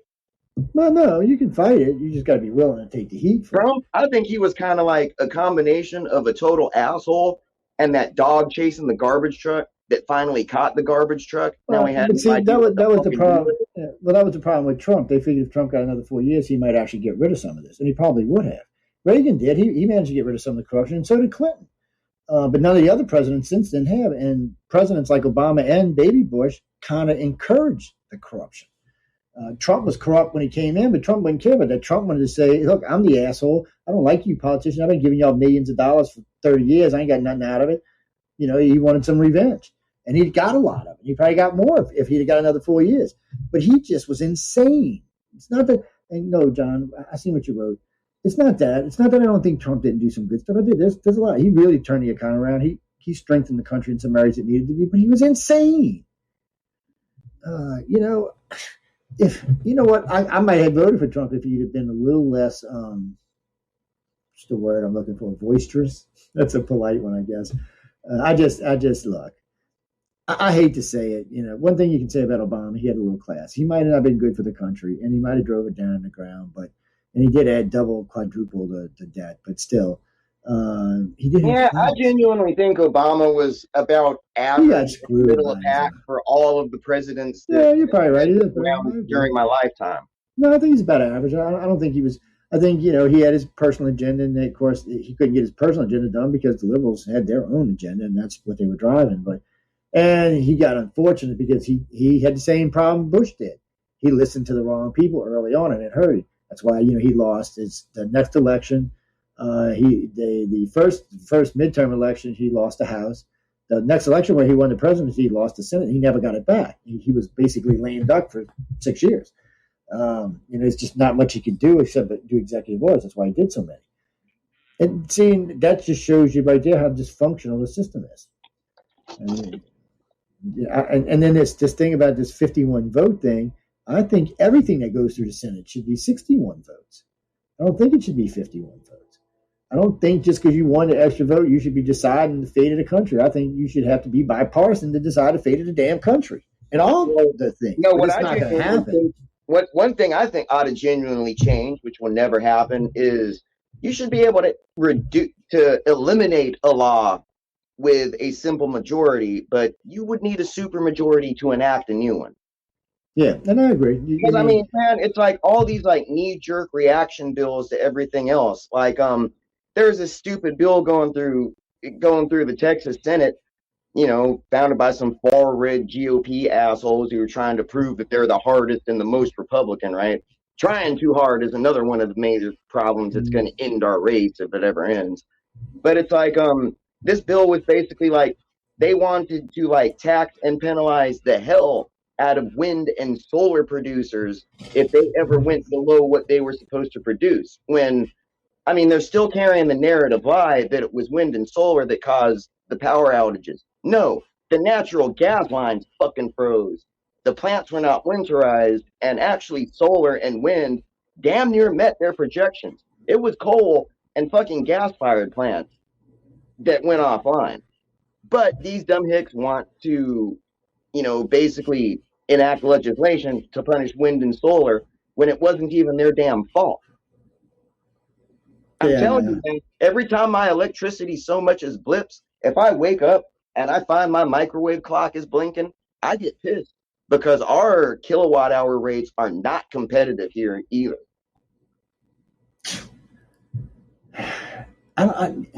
I was listening to, what was it, the solar report the other day? I was listening to the wind and solar report the other day, and I was thinking about Texas. And I'm thinking, Texas could have been the state that showed the country how to do it. But instead, they showed the state what not to do, the country what not to do. I didn't, I got to be honest, Jason, I really thought as a state, they would have been way more prepared. I guess because it never gets that cold in the lower part of Texas. No, Joe, exactly what happened. That is what happens when you let vital industries regulate themselves. I mean, and that is the moral of the fucking story here. I know. Look, man, there was like a freeze in 1989 where capacity was almost shut down. The recommendations were, winterize, simple as hell. Same thing happened in 2011. Winterize. The state's like, oh, we've got these new winterization guidelines, but they were not enforced. It was a mandatory self-compliance thing. And I mean, it's one thing when you are a public utility and when your services go down and people die. I think you should be held to a little bit more than standard consumer standards, Well, you should be. And you should be. Everything should, I'm not against regulation. Somebody said, Trump put all these regulations, Obama put all these regulations. Look, some regulation should be there, people. Let's just be honest about it. You cannot trust these big power companies, these big gas companies, these big chemical companies to do the right thing. You don't take my word. Just look at the past. They've all been in trouble. Everybody has. Cutting corners here, cutting corners there. Exactly, Joe. How many people have some weird cancers living up and down the Texas and Louisiana Gulf Coast? And they do. Refineries. Louisiana's got one of the highest cancer rates in the country, and it's all because of where they live. There's big whole cities that are basically refined. Don't look, and it's bad in Louisiana. It's worse in Texas. They basically Texas, southern, what would be the southern east coast of Texas. There is actually kind of a racial and income-based angle to that too, because who lives right next door to that chemical plant? It's not a high-income neighborhood. I'll just leave it at that. No, it's going to be low end or workers for the plant. It's going to be people that are probably hovering near the poverty line anyway. Probably a lot of people on public assistance, welfare, Social Security, whatever. I mean, man, poor people can't afford a lobbyist, but that big ass petrochemical company can. Yeah, he can afford more than one, and they're going to have permission to dump lots of money on stuff. He's already got senators in his back pocket. It is.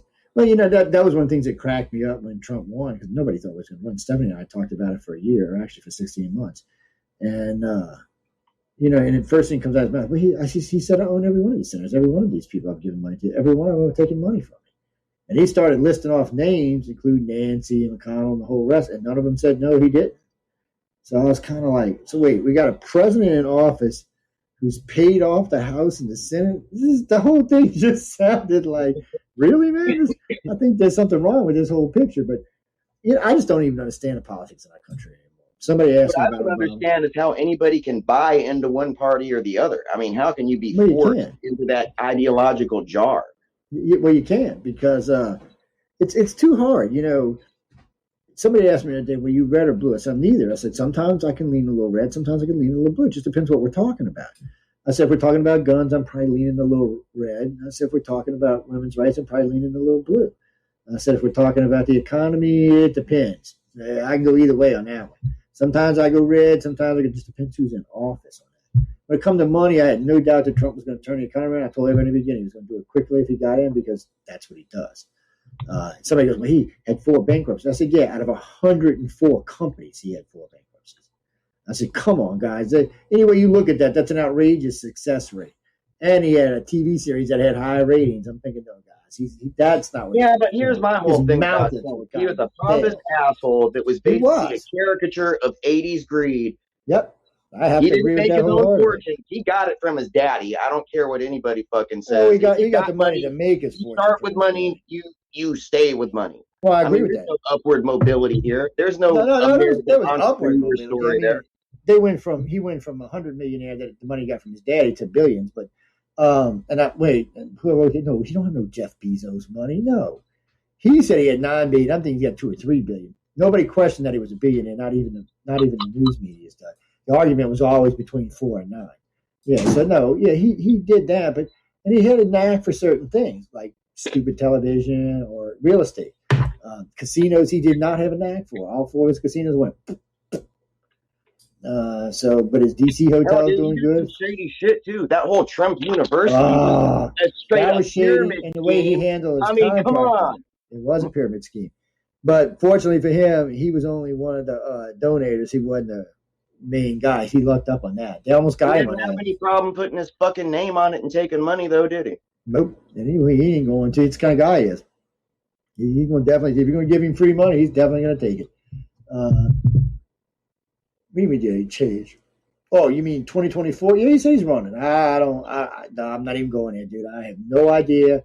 If he puts his name in the hat in 2023, I will be on the air for the whole year talking about it. Oh, yeah. Along with that, who do I think is going to be the next president of the United States? I don't think it's going to be Joe Biden or Kamala Harris. If I had to pick somebody right now, I think it probably, if he runs, the governor of Florida would probably win right now. He's got an extremely high approval rate of both with Republicans and Democrats.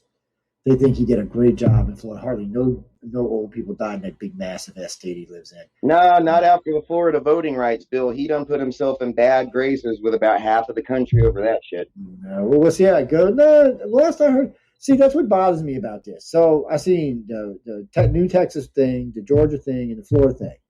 They're nothing compared to the Northern votes and rights. They're not even near. All 3 are still going to give you portable places to go vote. You can still do mail-in voting. The only thing is they're going to require an ID. Vermont and Kentucky, they don't do none of that. You can't do that. You can't go vote somewhere like that. You can't go drop it in a box somewhere. And up there, they don't want you overseeing the count. Down here, they do. It's a big difference in rules. That's what I'm saying. That's what Biden got in trouble for. Biden jumped on a Georgia law, and when they actually read the law, he found out, oh, wait a minute, I effed up. It's not a restrictive law. It's actually a more open law. Only thing Georgia didn't want to do, all the southern states want to do the same thing, just like the Heartland do. They want voter IDs. Which one is it? That one is Georgia, where it's like, oh, it's a felony if you start handing out fucking water and drinks. Oh, the water? No, actually, that's not exactly that's just true. Some petty. That's just some petty bullshit right there. That's not what they said. What they said was, you as a party can't give out water or food. Now, if you want to hire a vendor to come do it that has no political views, they have no problem with that. But they don't want a political barter handing out, vote for Biden, vote for Trump. They don't want none of that going on. They say that's illegal and unconstitutional. And I agree with that. But telling somebody they can't give out water or food, that's stupid. And besides, who runs and administers the elections anyway? It's members of one party or the other. Well, it's supposed to be members of both parties. Yeah, but it's supposed to be members of both parties. You're supposed to have representatives of at least 3. So you should have a Republican, a Democrat, and somebody else. And because you're supposed to have neutral, because that's what happened in 5 of the states that were under contested, where there wasn't proper things. Now, actually, Mark, there's. Oh, you know what? I don't know. I'll have to look. Well, hold on. Let me go back to state. We'll come back to that. So right now, there's Ohio. There's 4 states that are reviewing the laws. 3 states where originally they said what they did was legal. Now they said was illegal. It doesn't matter. Even if Trump gets all 5, but 4 is all he needs. Actually, 3 might be enough. But it's not going to matter. Nobody's going to overturn the election. It would take it out. Even if they proved it. Okay, I agree. Now that the judges ruled on this and said this was unconstitutional, was illegal, that they could not change the voter thing without the Senate ruling on it, that's fine. But that's not going to get him taken out. I mean, any way it goes, Biden still won 85 million votes. And so, yeah, you can take those 3 states away, and it may put them in a dead heat. But you're going to have to it's going to take more than that. Well, you know what a big part of all that stupid Trump vote recount, still trying to fight and steal the election shit is? It's like, they're just butthurt because they fucking lost. And how could they expect him to win? He's a fucking asshole. What did they expect? Well, I don't see none of that makes a difference to me. The fact that 4 states changed their rules a week before the election without going through their House and Senate, which is illegal. Those votes should have been null and void for both of them. Shouldn't have mattered. They should have not been counted. They cheated. Yeah, well, it's unprecedented. You're in the middle of a fucking pandemic. That's never really happened. In this well, no, I don't think they should even take set up drop boxes. I don't think it's not that. You can't you can't be bringing votes in at certain hours without anybody being there, which they did that a lot.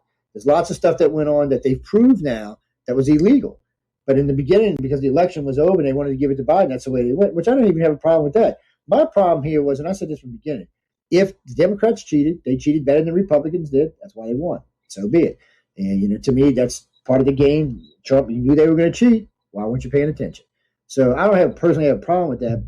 I do have a problem with we allow states to get away with things that they shouldn't, because it doesn't matter what side you're on in this, because next election, this might happen to the Democrats. The problem that I have with all of it is that there are people on both sides that are perfectly willing to cheat and would have no moral qualms with it. We know this. Thanks to Obama, we found out, and I got to give him credit for this, in his second term, after he won the second term. So we found out in places like New York, Pittsburgh, Connecticut, there was 11 states. These people were just driving through each state and voting. I mean, they would go to like 12 different precincts in each state and vote. They were literally casting 2-3. Now, ladies and gentlemen, that's not enough to turn a presidential election. It is enough to turn a local election, mind you. But not Joe, you're kind of full of shit on that, because a lot of that Obama era stuff was based on No. This is stuff Obama released. Stats by what the fuck was that thing called? Their voter irregularity list. No. Obama, they were just making up names. And if your name was like Chang or Rodriguez or Jackson or sounded ethnic, there were a whole lot more of those than Smiths and Zimmermans and shit. No, but Obama did a voter regulation thing. He interstate cross-check. That was the system that was the private system that all the red states were trying to jump into. Well, I don't know about all of that. Just a made-up list. I have no idea what that's about, but. I noticed guys. No, Joe, I remember all this shit. You can't pull one over on me, man. No, I don't know. That's what I'm saying. I don't know anything about that.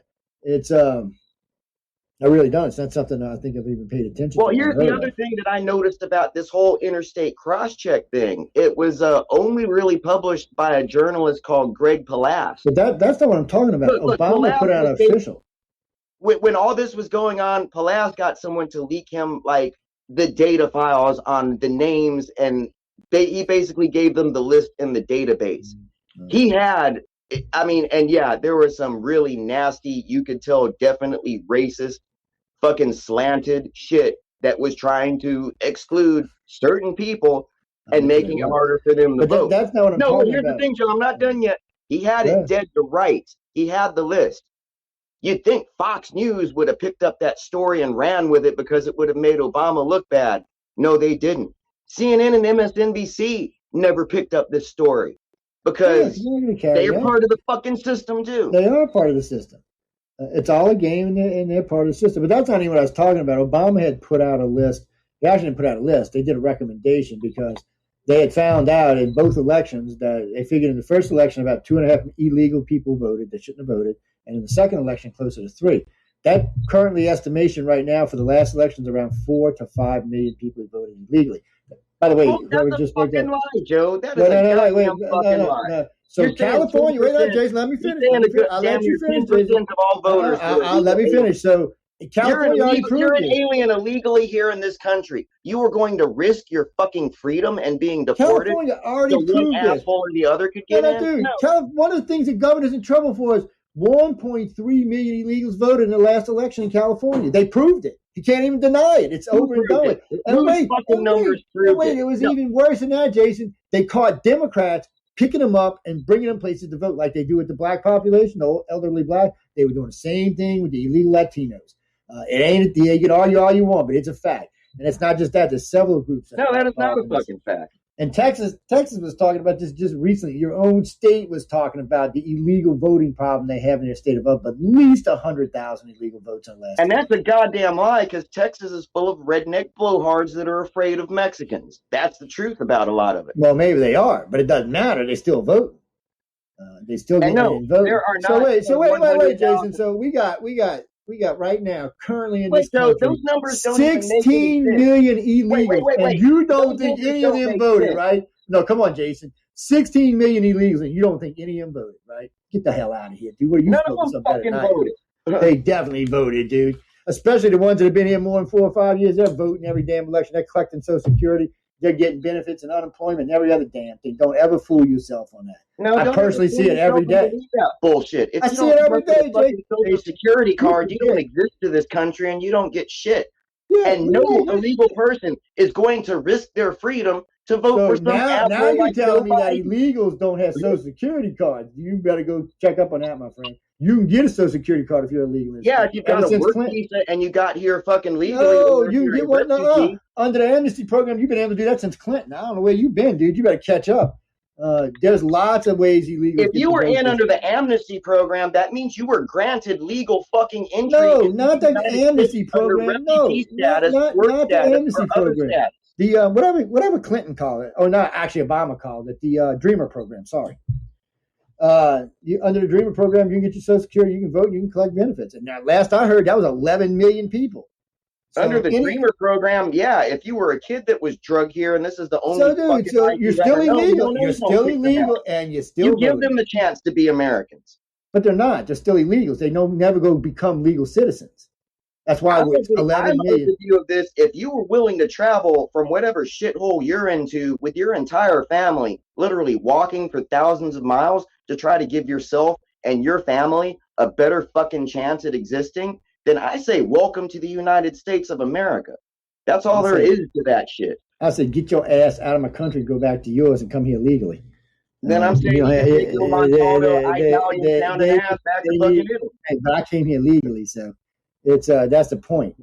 Come here legally. Because none of the people here illegally, that Mexican or any other race for that matter, appreciate you coming here illegally. It's one of the biggest things that came up in the last 2 elections. They're anti-illegals.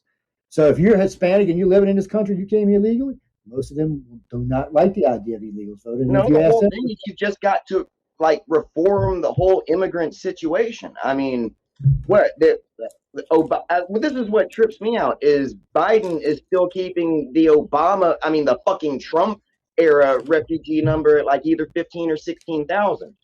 What are you talking about? Biden's got 4 times as many people down there as Trump ever had. I'm talking about the number of fucking lottery slots that are available to get in legal. I know what you're talking about. Yeah.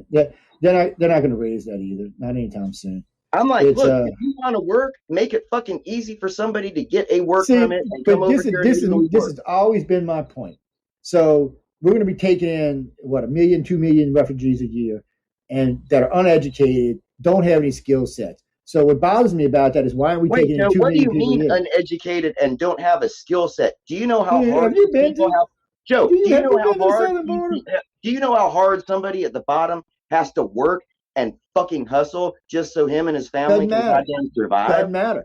My point is they're not helping America. They're a drain on the country. Why can't we take in people that actually help our country and help it grow? There's lots of people who want to come here legally that have college degrees and other degrees that really want to become part of our country, not a burden on it. They don't want to be on the system. They want to be part of the country. It irritates me. Here's the whole problem with your thesis. Not everybody can be a chief. You need chiefs and fucking Indians to make the village work. It doesn't matter. They still coming here legally. You have people who want to come here legally. It's been harder and harder and harder because of the amount of illegals we come in. They counterbalance the system out. And it's hurting the country. Coming here illegally for a chance that they'll be the lucky one that the system picks up. I got to be honest with this. I think Trump had it right. I think you should be held in Mexico and screened. And if you should be in our country, we allow you to come in with your family and your kids and everybody else. No big deal. But if you're a criminal, a crook, someone dealing drugs, a moose, anything like that, no, you shouldn't be allowed in here. Right now, we're letting everybody in. Doesn't matter who you are. And that's what happened last time. And all we got was a bunch of people who want to kill us, rape us, and pillage us. Anytime we get massive, and what's great about this, it's so easy to prove. All you got to do is watch the amount of refugees that come in and the amount of crime in the areas where they go. it proves itself. It's kind of like when Merkel decided to let in 1 million Muslims into the EU and their rape cases went up 400%. Granted, a lot of these people deserve to be here. I'm with you on that, Jason. I think anybody who's willing to come here and work their ass off at whatever level they are, I'm good with that. I mean, that's not what we're getting. Joe, just imagine you living in like a third world South American country where the dictator of the week is probably going to kill you anyway. Your child has no chance to live. Man, I have some sympathy for anybody that is willing to send their child into the United States just so they can hope that it'll get. Yeah, but a lot of times that's not what actually is going on. I mean, most of the kids they've been catching lately have had tons of drugs strapped to them. Most of the kids? No, Joe, not most of the kids. Dude, they're fine. No, dude, you better go read this. They've been talking about this. Even the Democrats have been talking about this. So they're finding kids. Well, I shouldn't say kids. They're finding babies from like 1 to 4 years old, and they usually have a knapsack of drugs with them. This has been an ongoing thing now for a while. This isn't something new. It started just right when we switched over. They're always going to try to get some shit in. Yeah, but this is nowhere near as widespread as you think it is. In this country, down in the southern border, it is. The Border Patrol's already come out and talked about this. And so somebody strapped some fucking weed into a baby's diaper. They ain't strapping weed, dude. Ain't nobody sending weed to America anymore. No, you find some contraband in a fucking toddler. What are you going to do? Charge the toddler? They're probably sending in heroin or cocaine. But the thing is, you're just dropping a kid on the side of a road in the middle of a desert. I mean, really. I mean, come on. That's ridiculous. It shouldn't even be something that's going on. It should be stopped long before it gets there. And it wasn't. That's going on. But the world's a cruel goddamn place. But the point is, the last president. Yeah, but the last president put a stop to this. He had 5 countries set up, giving them money where they could stop, stay, put them up in refugees. So as soon as Biden did this, by the way, it quadrupled the number of people that boarded, and also Mexico, not Puerto Rico, 2 other countries took down their things and gave them tents. He said, well, your country's not paying. The country's not paying anymore. This is on you. Before that, they were being taken care of and being held and waited and having a chance to get in. Now they're just flooding our border, and we don't know who's getting in here.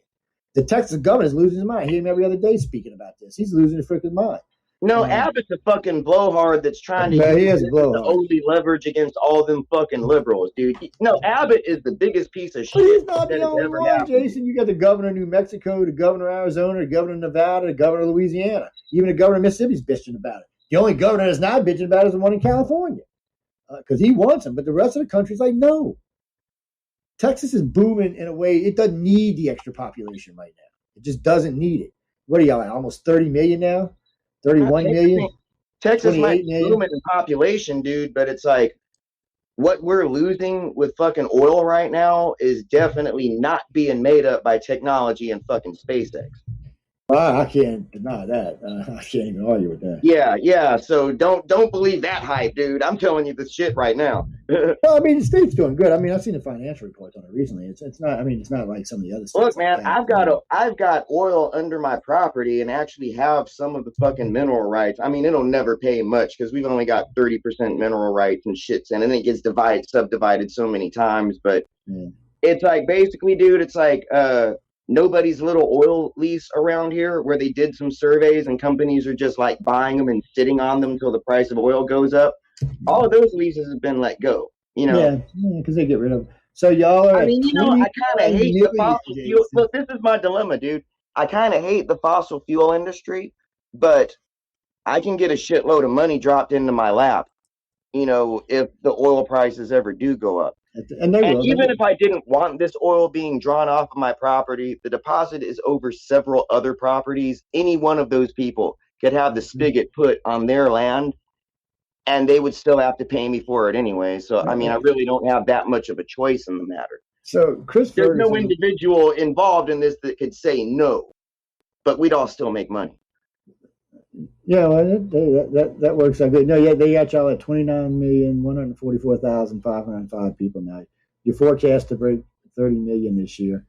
Maybe even get to 31 if the current growth rate stays. So Cali's going to drop about 3 million, so they're going to fall down to about 39. So this is forecasting Texas to pass. So they had Texas passing California, but not for another decade, about 15 years.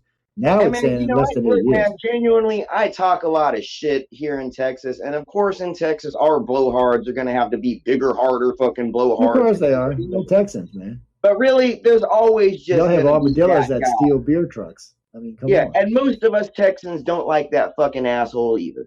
I know. Oh,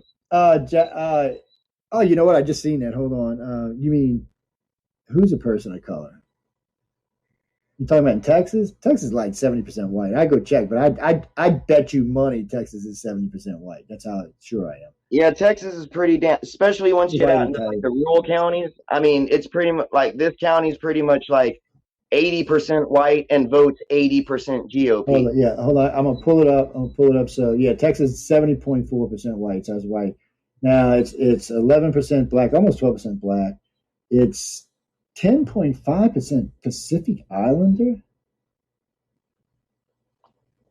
Okay, I can understand if that means from south of the border, but that's not. I'm confused now. No, Pacific Islander is like Guam, Oceania, fucking. So, you know. Okay, Jason, I don't know if I can trust this now because there shows no Hispanic population in Texas at all. It only shows 0.7% American Indian, which I would have thought would have been higher. It does not show African American people here in Texas, Joe. I don't know what kind of chart you're looking at. That's what I'm saying. No, I'm agreeing with you. I'm not arguing. This shit was Mexico for a long time before it was ever Texas. So I'm gonna read. You know what? Hold on. I'm gonna put it on the thing so we can see it right quick. Let's see. This something about this is screwy. Let's see. Current tab. That's one of the things I like about this thing. You just pop it on the screen and look at it. Okay, so we says 2010 U.S. Census racial distribution Texans was as follows: 74.4% of the population of Texas was white American. I can't remember. Yeah, Hispanic should be second, basically. Okay, and then next is 11.8% African American. The next is 3.8% Asian American and 0.7% Indian American. The Native American, American Indian, Native Hawaiian is 0.1%. Oh, wait, okay, so what's this 10.5% of the population where some races? Well, man, then again, you might have to scroll down a little bit because a lot of the times in those surveys, they'll break up the Hispanic. Yeah, I think they got it. They must have it out to its own chart, you know. It's, see what? Detroit. What is the blackest city in America? Detroit. And number 2 is Gary, Indiana. Number 3 is Jackson, Mississippi. And number 4 is Chester, Pennsylvania. So, well, man, can't nobody tell me anything about race? Because when me and my mom got here in the 80s, I mean, we were basically like the only Asians in this tiny little county, you know? So I mean, there were only like 2 Mexican kids there. It was basically everybody else was either white or black. And then it's like over the years, more Hispanics started moving into the area. And then, you know, they've been here since. Mm-hmm. I mean, demographics really have changed a lot. Oh, yeah. Well, if you look at this, I mean, so this is, by the way, ladies and gentlemen, this is black cities or African American cities. So you see the list. It's Detroit, Michigan, Gary, Indiana, Jackson, Mississippi, Chester, Pennsylvania, Miami Gardens, Florida, 76%, Orangeburg, South Carolina, 75%, Birmingham, Alabama, 73%, Albany, Georgia, 71%, Baltimore, Maryland, 63%, Memphis, Tennessee, 62%, New Orleans, 60%, Baton Rouge, 58%, Wilmington, 58%, Flint, 56%. Flint's where we had the fiery, disgusting water, right? Figures. Yeah. Savannah, 55%. Speaking of that, man, what's kind of bugging me, it's like, it just seems like in the last 2 weeks, there's either been a fucking mass shooting or a cop killing a black person like every 2 fucking days. Yeah, but you know, it's weird because we talked about this a couple weeks ago. Actually, we've got a couple of shows on this. So this started with Stephanie and I way back with Obama. We started going through, we went back all the way to Richard Nixon. And we started looking at shootings coming forward, right? And really, there wasn't that many until you got to Clinton. And then there wasn't that many with Clinton. I mean, he was 8-year president. There was like 2 or 3 a year, but not, like 3 or more people. That's what I should say. So it wasn't horrible. And then Baby Bush came in, and he had a few less. And then Obama came in and set some on 162. 162 shootings under Obama. It was like, what the hell's going on here? And then Trump comes in and it drops back down to about 24. And now here's Biden.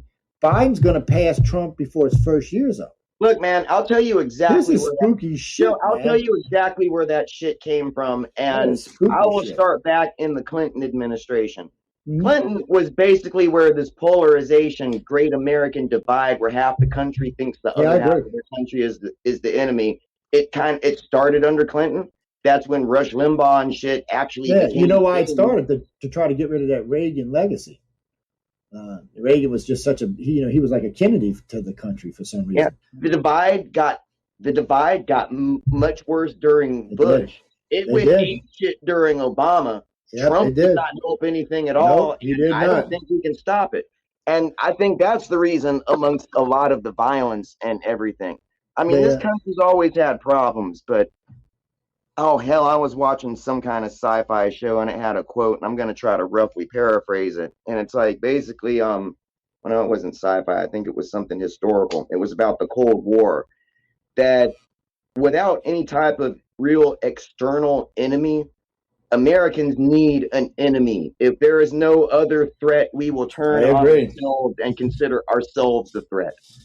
And Jason got a valid point, people. So if you go back 20 years exactly, actually, if you go back 20 years, this It's country gotten was worse since the end of the Cold War, basically. We it kind of came together around 2001 for the terror scare, but yeah. that lost its charm too. So what happened is just before 9/11 happened, the country was where it is right now. It was tearing itself apart. It was pissed off. There was a big divide. Nobody was happy. And I don't know why, because Clinton was well liked. So I don't know why towards his end it got so nasty. And then, we were there, and then boom, 9/11 happened. And guess what happened after that? We all became big buddy friends again. It was what was it? 90% of the Congress voted to go to war. All the people behind him. His first 4 years was a cushion ride. After, I mean, don't get me wrong, he had a couple. His first year was rough. I mean, he had the spy thing with China. He had to get our shit back from China without starting. Oh shit, man! It's kind of like Babylon 5 when the warrior caste and the religious caste both want the same thing. May God help us all. Yeah. So I mean, it was a tough first year on the guy. So I don't want to hate on Bush completely. I mean, he did have a hard start. And I hate to say this aloud, but if it wouldn't be for Darth Cheney, we might have been in more shit than we were actually in. Don't get me wrong, people. Darth Cheney's evil, okay? And that's why I call him Darth Cheney, because he's evil. No, dude, Darth Cheney really is Emperor Palpatine. That motherfucker's still pulling the strings, dude. He's still running some kind of fucking He's plan. A scary SOB, man. Well, Joe, just look at what happened to everybody that said, I want to pull out of Afghanistan.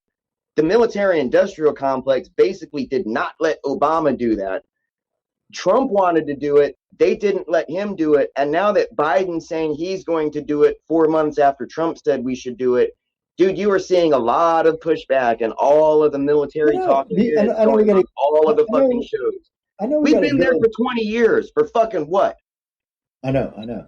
It's like, didn't we learn a goddamn thing from Vietnam?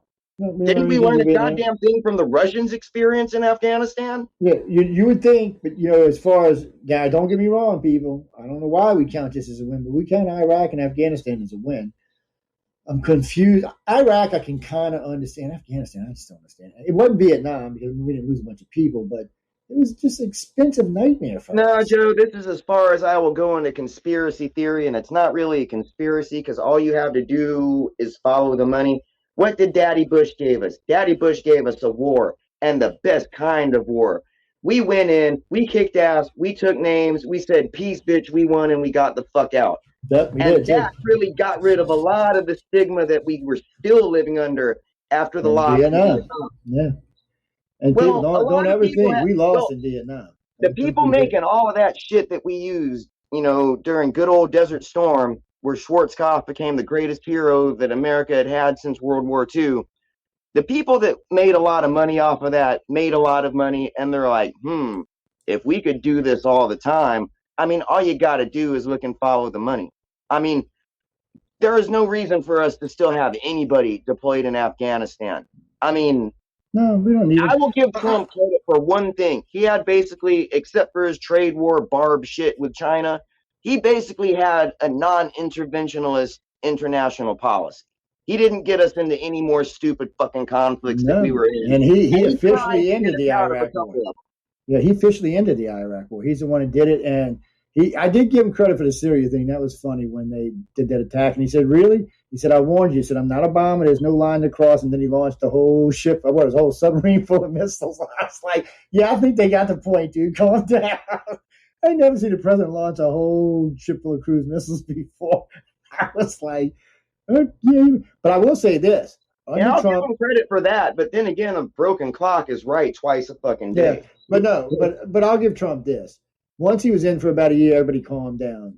Kim Jong-un settled his ass down. Iran settled down.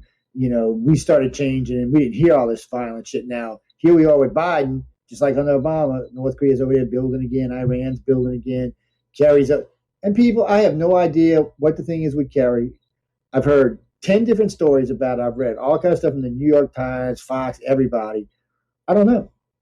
Did he give secrets or Israel secrets to Iran? I guess that's for somebody to investigate because none of us are going to find out.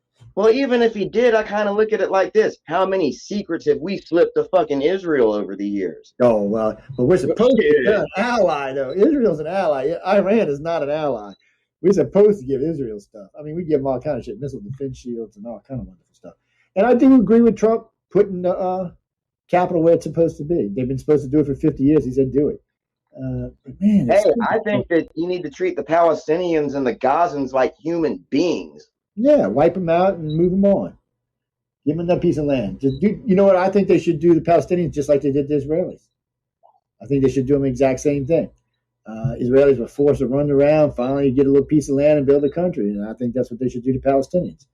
They've already got a piece of land, and it's shrinking every fucking day because Israel's taking it from them and occupying it. Because it was Israel's land. That's why Israel took it in the So Civil then give War. your fucking property back to an Indian. It was their land. They took it back. They took it in the 7-Day War. The Israel thing's a hard thing because they technically weren't a nation in the beginning. They were a bunch of different nations, and they wanted to be their own. Which I understand, wanting to be your own nation. I'm fine with, not so much with a religious nation, but still. I'm fine with wanting to be but you can't do it at somebody else's expense. You should have went and made some deals to get some land here and there and build you a nice country. And like Israel's not like it's a huge country or anything. It's the size of Louisiana. I don't know if it's that big. I know it's not huge. It's a little chunk of land over there that's worth fighting over. And they don't have no oil or nothing in Israel. I mean, what the hell do they have? Basically, that is the beef between the entire fucking Middle East and the entire Western world is that. Yeah, thanks to us, we basically gave Israel a fucking army that came in and fucked them up. It did, too. The 7-Day War was an embarrassment for what? 6 countries, 5 countries? It was an embarrassment. And you wonder why they hold a fucking grudge? Yeah, it was bad. They rolled across some countries like they weren't even there, man. They were like, whoa. And, America made them give most of the land back. The countries they were fighting basically weren't countries. No, they really weren't. They were countries that had never had to fight a sustained war of any kind. Mm-hmm. Not since ancient history, anyway. Iran's evil power. I guess you could call them an evil power. I mean, they're just another country trying to make their religious country.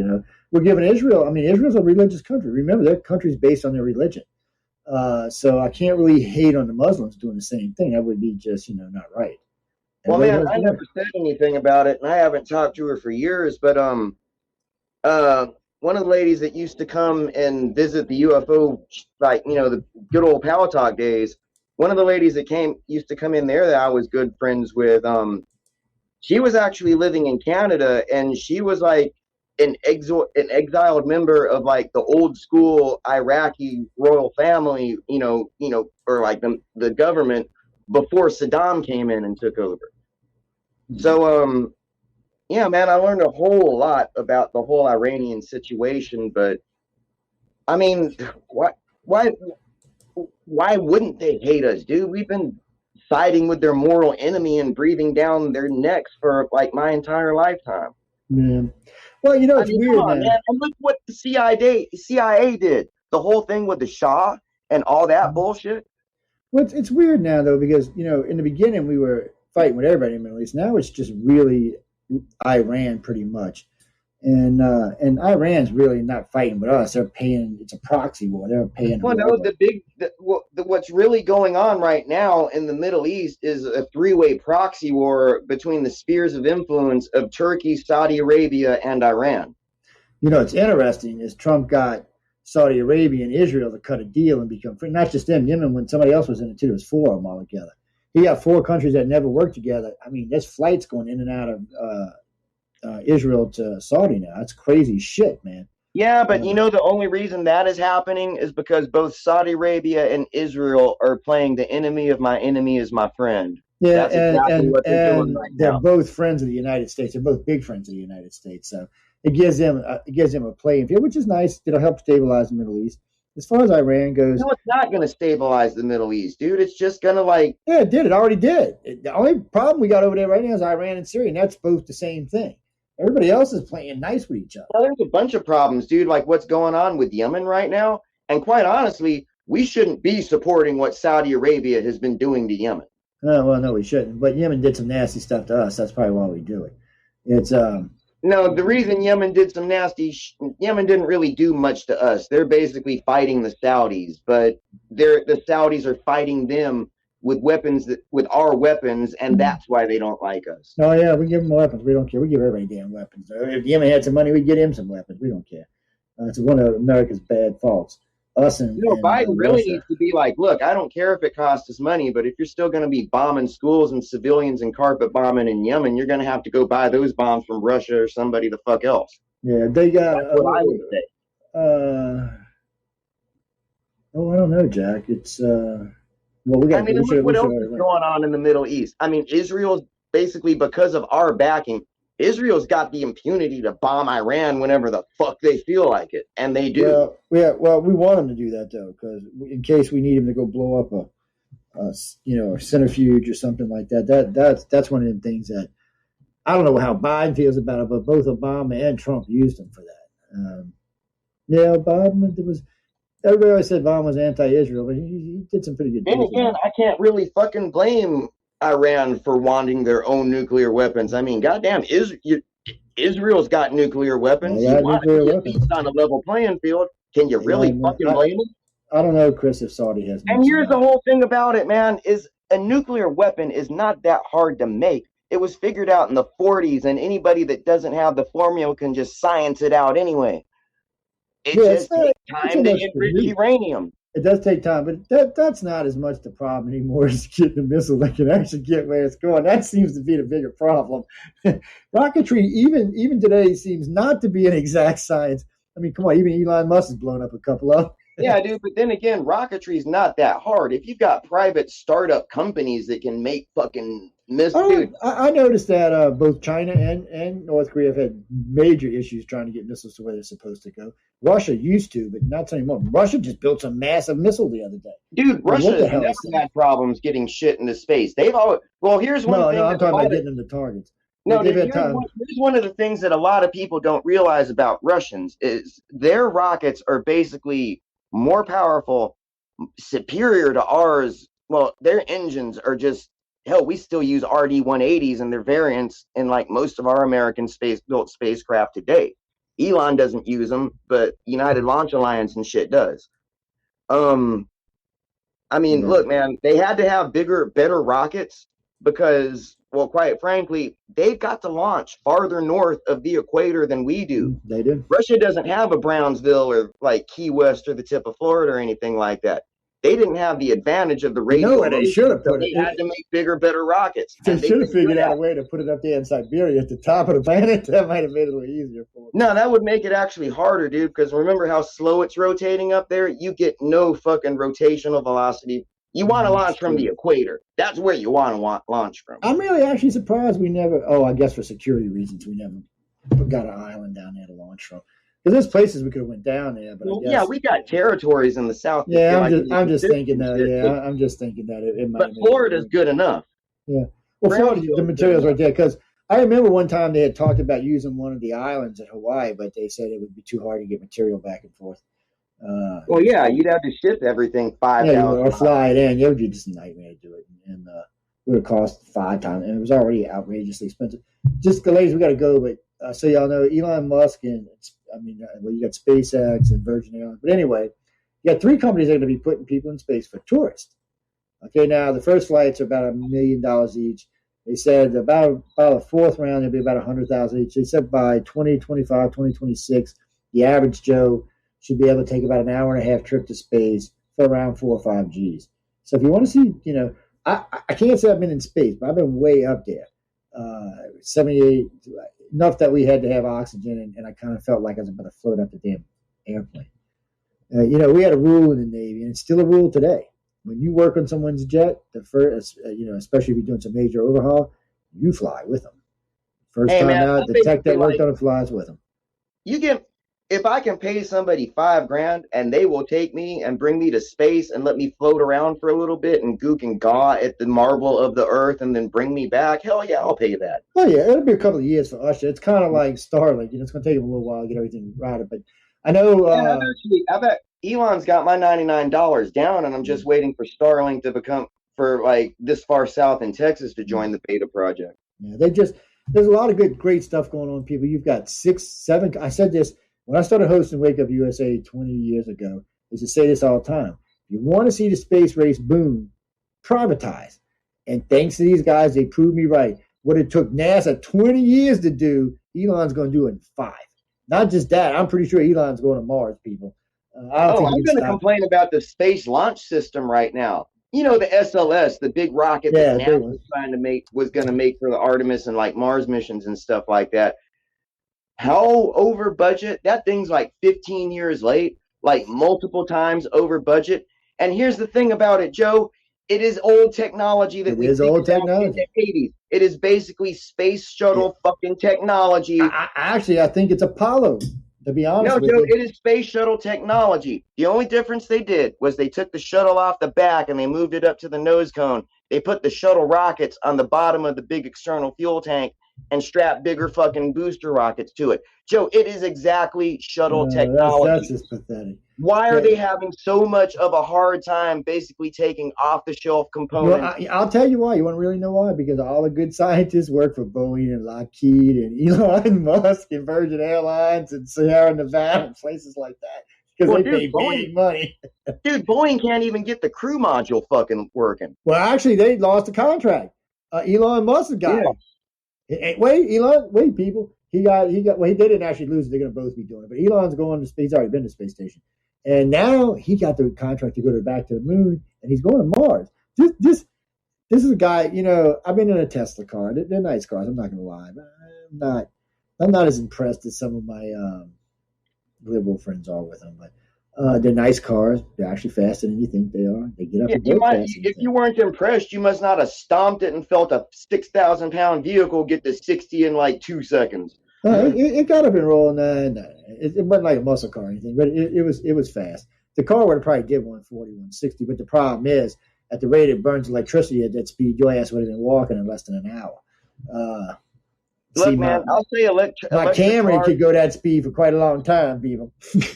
I will say electric cars will be there, and I could actually use one if you can give me about 500-ish miles of range, running my AC or headlights at night or what the fuck ever. I thought they said the Tesla was 400. Let it charge up in 30 minutes or so. I can live with that. But, dude, the infrastructure, Texas can't even keep our houses warm.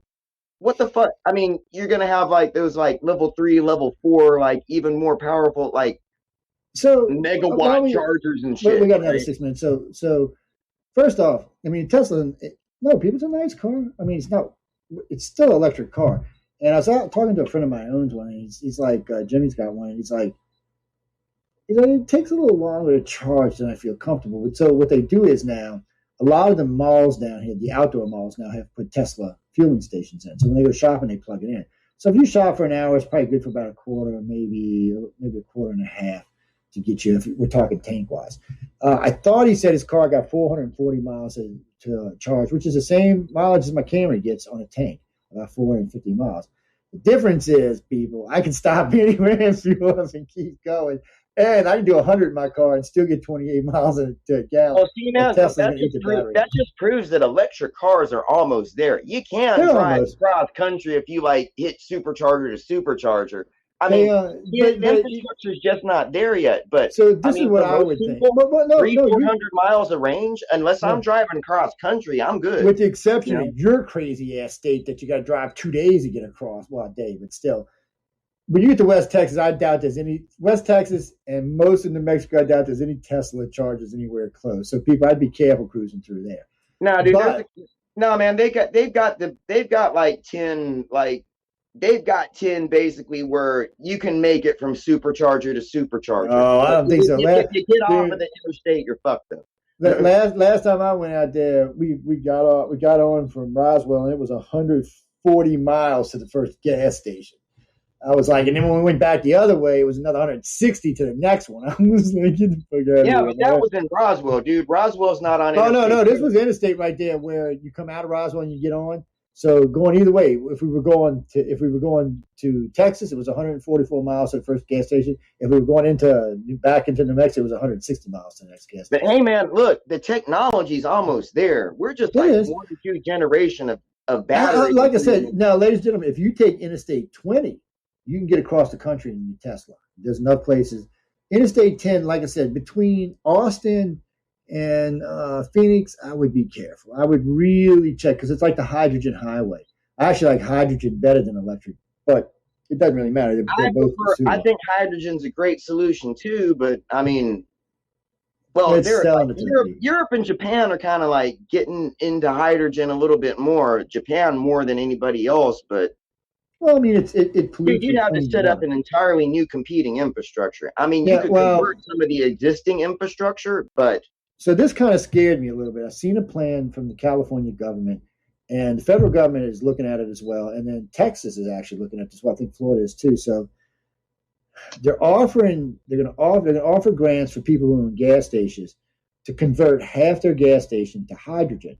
Well, since this actually originally came out, now they're asking, is there a way to do all three and have electrical charges? I'm thinking, wait a minute. We're going to have hydrogen and gasoline together. That's already a disaster waiting to happen. Y'all want to go add electricity to it? I'm thinking, wait a minute. But in all reality, what was that? Yeah, because y'all, oh God, I didn't think about it, Green.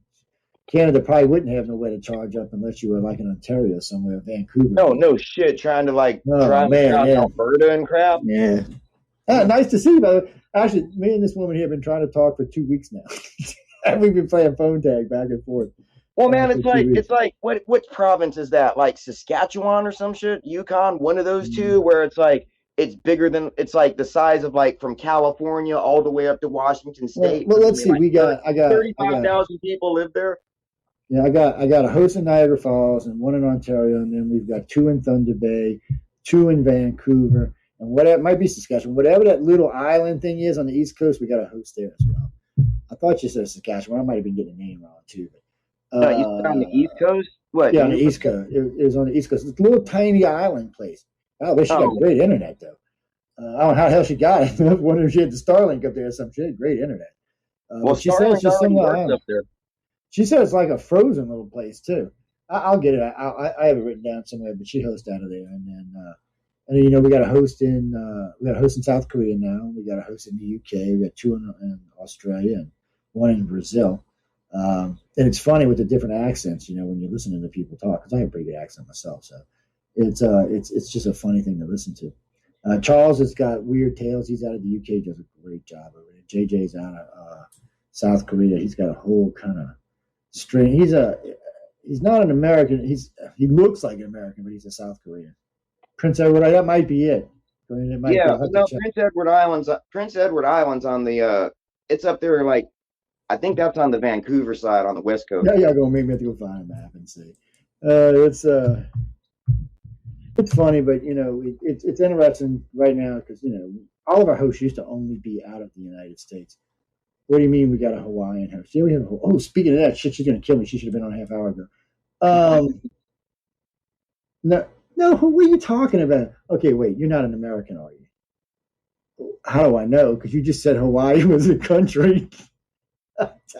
Yeah, way back in the day, Hawaii was a country. Actually, Hawaii should technically still be a country, but the white man straight up stole it from the indigenous people. Yeah, they did. The white man. And that's the goddamn truth. Look up the history. Tell me I'm wrong. Though, I got a friend of mine the other day. He's we'll just call him an islander. He's going on hating on the white man all day. I said, you do know without the white man, life would not be what it is today, right? I said, you do know that. I said, have you been to South America or Africa? Have you been to Europe and the United States? I'm just telling you, it would not be what it is today without the white man. I said, you better keep that in the back of your mind. I said, because a good chunk of what's here today is because of the white man. I'm not saying they're good. I'm not saying they ain't got their share of problems, because they do. But No, I completely understand the whole fuck the white man thing, because like all you were talking about, Europe, South America, Southeast Asia, basically every place that isn't first world still, we're basically colonized and raped for fucking centuries by the goddamn white man. Yeah, baby, we like doing it too. Woo-hoo, yeah, that's right. I mean, come on, my people's over there in the Philippines, Spain. Oh man, Filipinos love America. I already know what you're talking about. Filipinos love Americans. I got all kind of friends. They do love Americans, but I mean, man, we were victims of that colonialization shit too. I mean, the Spaniards fucking raped us for 400 years. Crystal, you mean you're talking about South America? Actually, no. In Venezuela, one of my, he's a first cousin. He's a mayor of a mountain village, but it's an exclusive little village they got up there. But yeah, for somehow or another, they've been managing to stay out without getting wiped off the face of the planet, because it's bad down in Venezuela right now. Dude, how'd you get family over there, like in South America? Was he like one of I know my last name, they're all over down there. So I traced it back. So, because my dad used to. I got a stupid scenario, dude. I bet he was an Italian war criminal that fucking fled to South America with all the Germans and Hitler. I ain't gonna rule none of that out. I was just fucking with you, dude. So I know my original ancestors came from Venice, but when they left Venice, they went to Scotland. That's where they stayed, and they stayed there for a long time. Enough that my DNA is not as much Italian as I thought it was going to be. So then they left there and went to South America. A bunch of them went to South America. My relatives actually left there and came straight to America in 1711. But a bunch of them went to South America, and then they started filtering back up. So if you look up my last name, it's all over Italy, and it's all over South America. But in the United States, there's really not that many of us. I think it's less than 50. Now, my surname is different because Montaldo is like 700 names. Again, the reason I found that out is when I found my what do you call it? Your family pendant? What the hell I call it? Anyway, genealogy? Crest. No, the family crest. When I seen the family crest, it was from Montaldo, Montalbano, Montaldio, and Montadano. So we're all related. We all share a common ancestry. And then I found out there's 5 providences that have my last name in Italy. I was like, well, wow, okay, that's kind of strange. They're like Toronto, Montaldo. And then I got a friend there who has my last name, but we're not related, at least that we can't find. Man, Jason, he's got this pizzeria on top of this mountain there in Tuscany. Oh, man, I want to go eat there. So I don't know how the food is. The view is fabulous, man. He says best pizza you'll ever eat. Probably is. Yeah, the Spanish and Portuguese did a lot of invasions back in the day. The Spanish, well, Jack, Spanish. Man, it'll probably be like eating at Taco Bell all your life and eating some real Mexican food. Crystal, Spanish people can be considered white or color, because the Mediterranean, same thing with Italians, really. Because when you live in the Mediterranean, like my wife, if you ever met her, you think she's a woman of color. She's brown. But that's the Mediterranean, but she's Italian. And she's got dark skin, but like her mom was lily white. You just never know when you're over in the Mediterranean what color you're gonna get. No, Chris, her butt was brown too, dude. I'm sorry. I don't know why you felt the need to ask me that question. I'll answer because you asked. No, it wasn't no suntan. It's no, yeah. When she got into tan, oh no, she got dark. Oh yeah, that's just the Mediterranean blood. Technically, yes, she would be considered a woman of color. Why would that be a problem? Yeah, well, I am a white boy. I can't deny that. You got to see me. But it's funny about that. Nobody thinks I'm white. It cracks me up how many people, when they listen to me speak, think that I'm black. I get people. Matter of fact, I don't know if Jason was at the one at X conference when what's her name showed up. She came to meet me. Original Paradox. I'm gonna use her real name, but it's a screen name. Her and her 2 sisters came to meet me, and I still remember this was so funny, kind of embarrassing for her, but funny. So I'm standing there with about 6 people, and I'm at a conference giving a lecture, and I would just come down and I was answering questions. And I seen her come through the door because I knew what she looked like. So I heard her 2 sisters go, "But baby, he's white." I laughed and fell off the chair laughing. I was like, oh my God. And she come over, she said, I said, maybe it's okay. She said, but Joe, you don't know. She said, you sound like one of them brothers, man. I'm like, really? She's like, yeah, Killer Pup, what you doing? It was just funny to me. But I'm from New Orleans, and New Orleans is a majority black city. And I work in the city all the time. I picked up a lot of colloquialisms. So and if that's what people want to think, I don't really have a problem with it. It's just the way it works out. Chris, I'm getting off in a few minutes, and I got to hop on with one of our other hosts for a little while. Yeah, I got a bunch of people that kiss it. Hey, man. Jason's Hey, hunting I for always something. thought you always sounded like a honky to me. I never questioned it. It's funny, yeah, but you knew me beforehand, so that might be why. It's I don't know. It's a goofy thing. Wait, you want to? But that's not even a dumb thing. So when I start traveling, when I'm doing like touring, people will come up to me and go, "Where are you from? England?" Like, dude, I'm a coon ass. Where you get England out of that accent? Now, yeah, when I'm in Cali for a while, if I'm up north for a while, like when I'm in DC or in New York, my accents changes. They kind of mix together. But I don't know where to get the UK out of that. I'm kind of like, I'm not saying certain words. That's for sure. People, man, it's all dark. They I'm speak all a out different here. language in Britain. You know that, right? No, that is not English. I don't know. That's not American English for sure. I don't know what the hell that is. Look, man, I don't have any problem understanding that because between Doctor Who, Top Gear, and Red Dwarf, I understand everything. Okay, you got an unofficial education on it, but so sometimes I'm like, what did you just say? Get the hell out of here with that. Speak English, people. Well, man, then again, it's like I got a lot of like Asian cousins and stuff. That one of the things about the Philippines is a lot of people speak English, and it might not be what would be considered good English, but I am extremely good at like taking not exactly proper English that I'm used to and understanding it. That's my superpower. Yeah, guys, I know we got to get out of here. No, Michael's mad at me because I told him I was gonna mute him. I still can't figure out. I still have to like concentrate really hard on Welsh though. But then again, I think even the Welsh do. Some of them ones I speak to over in England, especially Scottish Irish, sometimes it's really, really hard. It's like I was talking to a friend of mine over there, and sometimes I'm like, dude, take the rocks out of your mouth. He said, you got an accent too. I said, no, I know I do, dude, but come on. I said, you're understandable sometimes. I know if I start talking fast, I am too. A lot of people can't place where I'm from because I kind of grew up everywhere. I was born in Virginia, lived in Hawaii, stayed a while in California, ended up in Texas. But guys and girls, we got to get out of here. I'm sure Kathleen's about to want to kill me now. And she shows Quantum Leap. She is actually on the big island in Hawaii with her 1,000-pound crystal, which I love to death, by the way. This thing is massive. It escaped the shop somehow one time, rolled down the hill, put a dent in the side of her car. Really? Yeah. How you? I don't even want to know, Jason. Don't even ask me. You can see ladies, you can see the crystals in all of her pictures. Most of the time when she's on air, it's behind her. It's massive. She got two of them. One's 1,000, I think one's 700. I thought it was kind of gaudy and a little bit tacky myself. I don't know how a crystal escapes though. I mean, really? Did you have did one of the volcanoes rumble or something? I'm just curious. I don't know. Just push it down the hill and then make up a story about it, maybe. Maybe make an insurance claim. Ooh, I didn't think about that. Oh yeah. We don't want to get into trouble. But anyway, ladies and gentlemen, we got to go. I know we got into some of the news. We got to cross a lot of topics today.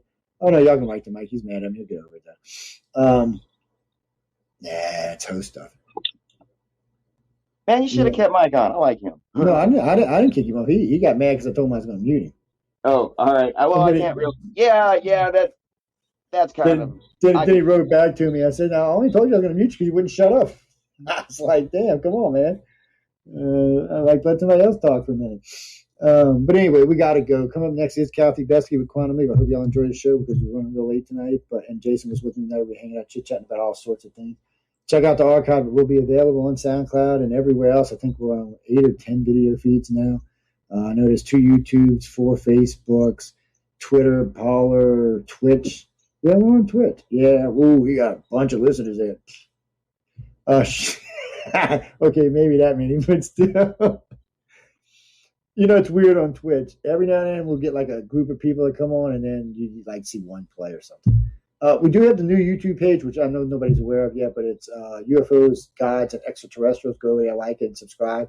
As I told y'all before, we got thrown off United Public Radio by YouTube, which we'll see how all that plays out in the end. But right now, I can't worry about it because there's other things going on. But you can find us on any of those venues. You can also find us on SoundCloud, iHeart, Podbean, Pod Addict, Podcast, Paratopia.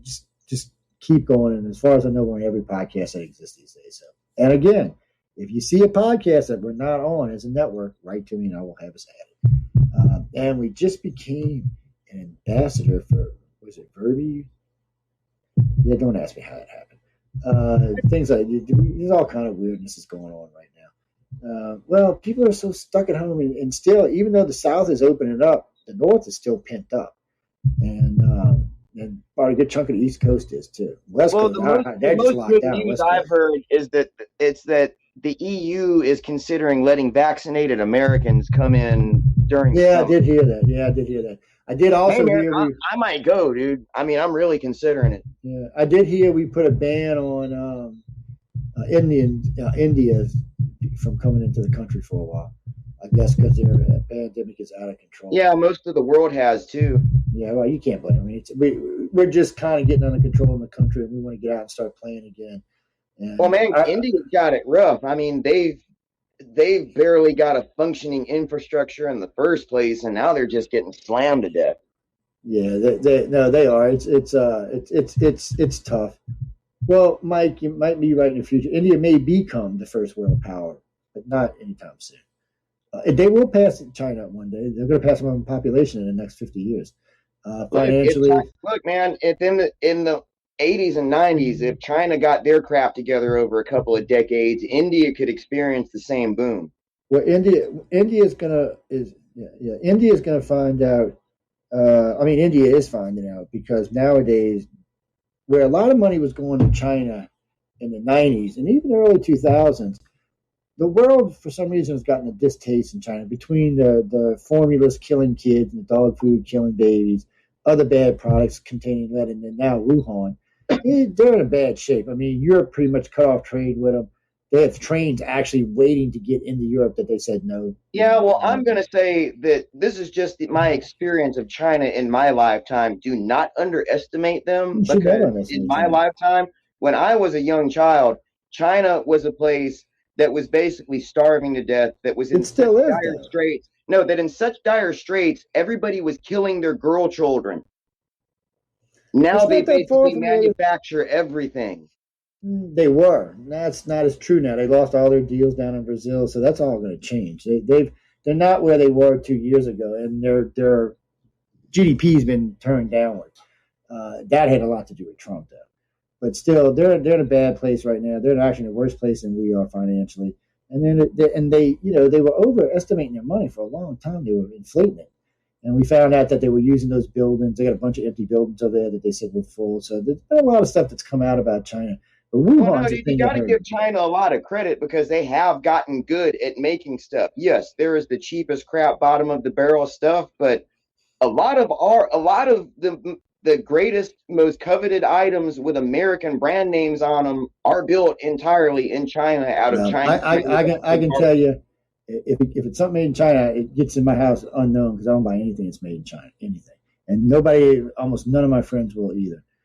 Personally, I've been seeing a lot more stuff going back to Taiwan, stuff going back to Japan.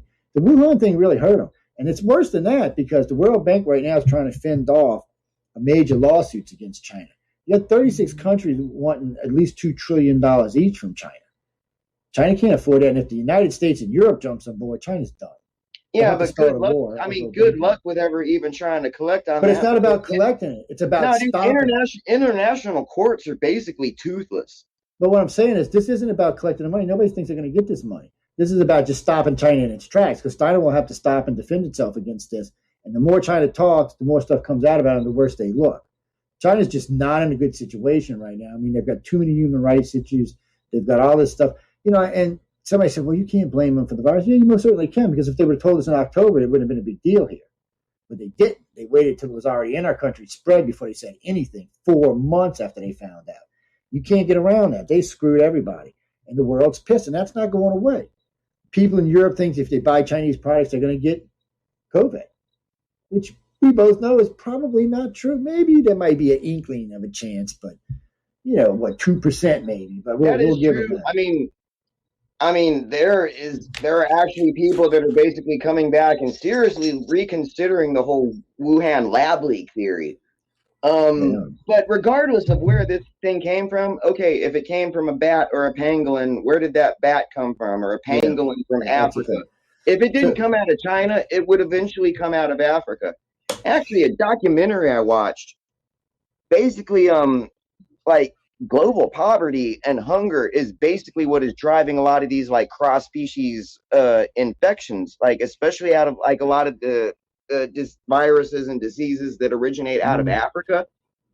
The bushmeat trade used to not be that big of a deal because they could eat fish or crops or something else. Now China's now that they have to, a human's got to eat, and the bushmeat market, it's like basically starving people are eating everything. Yeah, if it didn't come out of China, it would eventually come out of somewhere else. Yeah, well, China put it in, and this will happen to us again. Hell, Joe, we'll probably see 2 or 3 of them during our lifetime. Well, I don't know. We'll see. We'll see if the countries take it seriously. We may have a less chance of getting it. But I agree with you. I don't see how we're going to get around it. But the China thing is interesting because we had 4 people in Wuhan when all this started, and we were getting. We still got the pictures. As a matter of fact, we put them online, and YouTube didn't throw us off for it either, which was kind of strange. Neither did Facebook, which I found kind of strange. We had a couple hundred pictures where some reporters we had out there working were just driving around or walking around taking pictures. Well, the first set they sent me were just guys in white suits walking around with what looked to be like leaf blowers blowing this smoke all over everything. I don't know what it was. I'm sure it was just some kind of chemical to kill shit. They were spraying it on everything. Yeah, probably just a disinfectant. Yeah, it was some kind of fog, disinfectant. I have no doubt that that's what that was. So then the next set we got were them locking people's windows down. So they were actually welding the windows shut. They showed about 200 homes where this had happened. And I was like, what the hell is going on? Well, these were all homes where someone in the home had COVID. I don't know what they were calling it at the time. They weren't calling it that. So they did that, and they would come by and bring them food every day. So we had all of that on thing.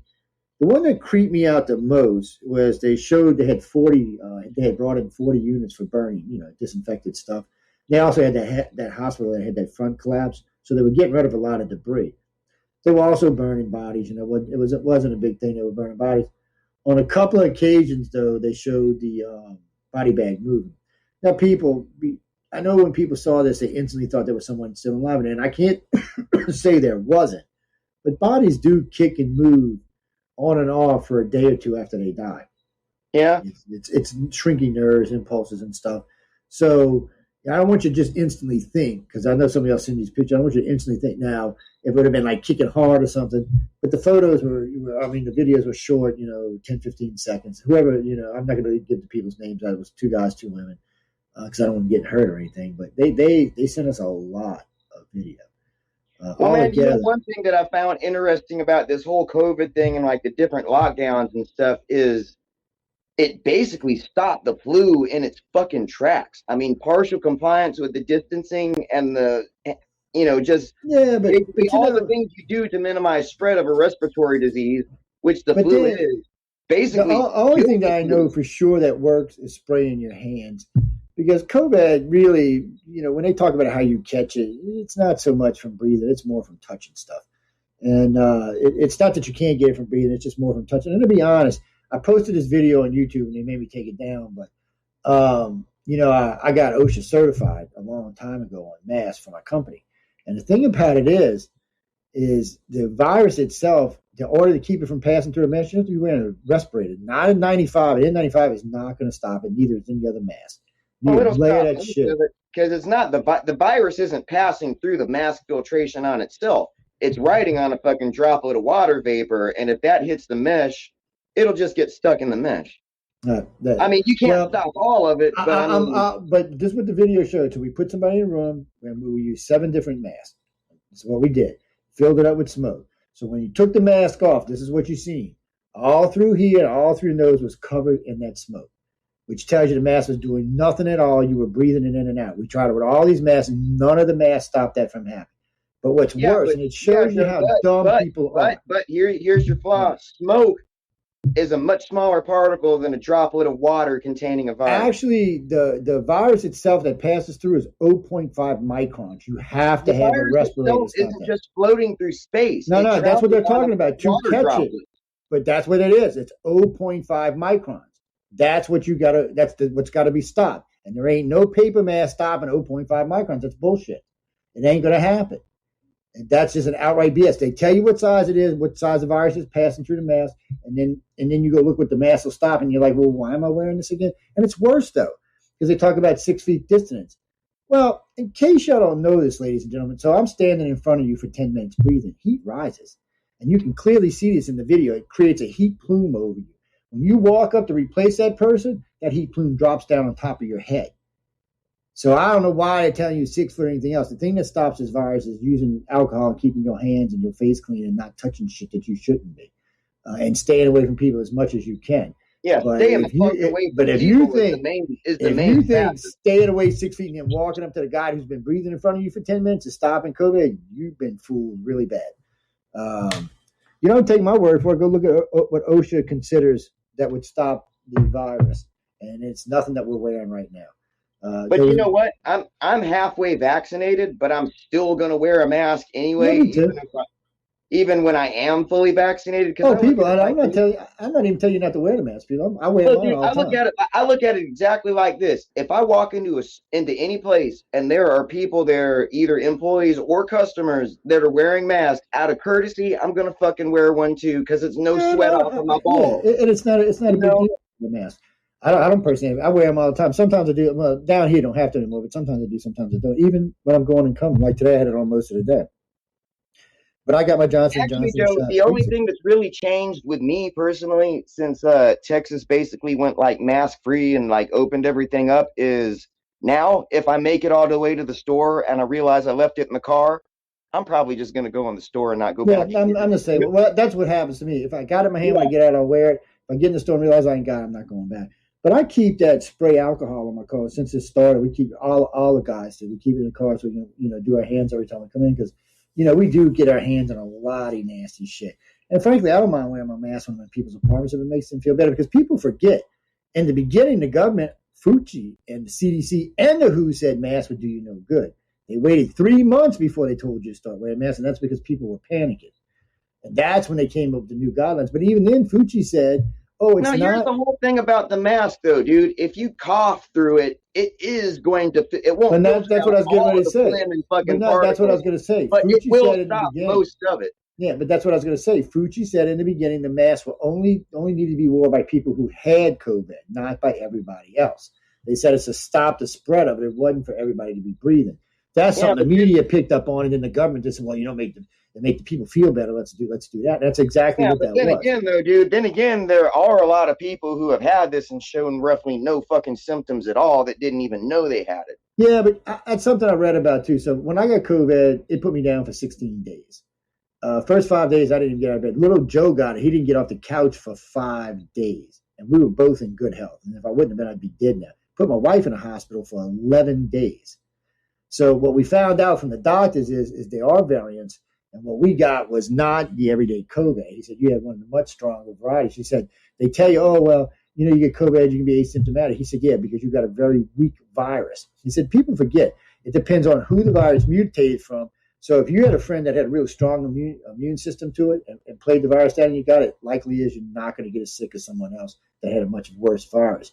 They talked about this in great detail, and the CDC had to fess up on this.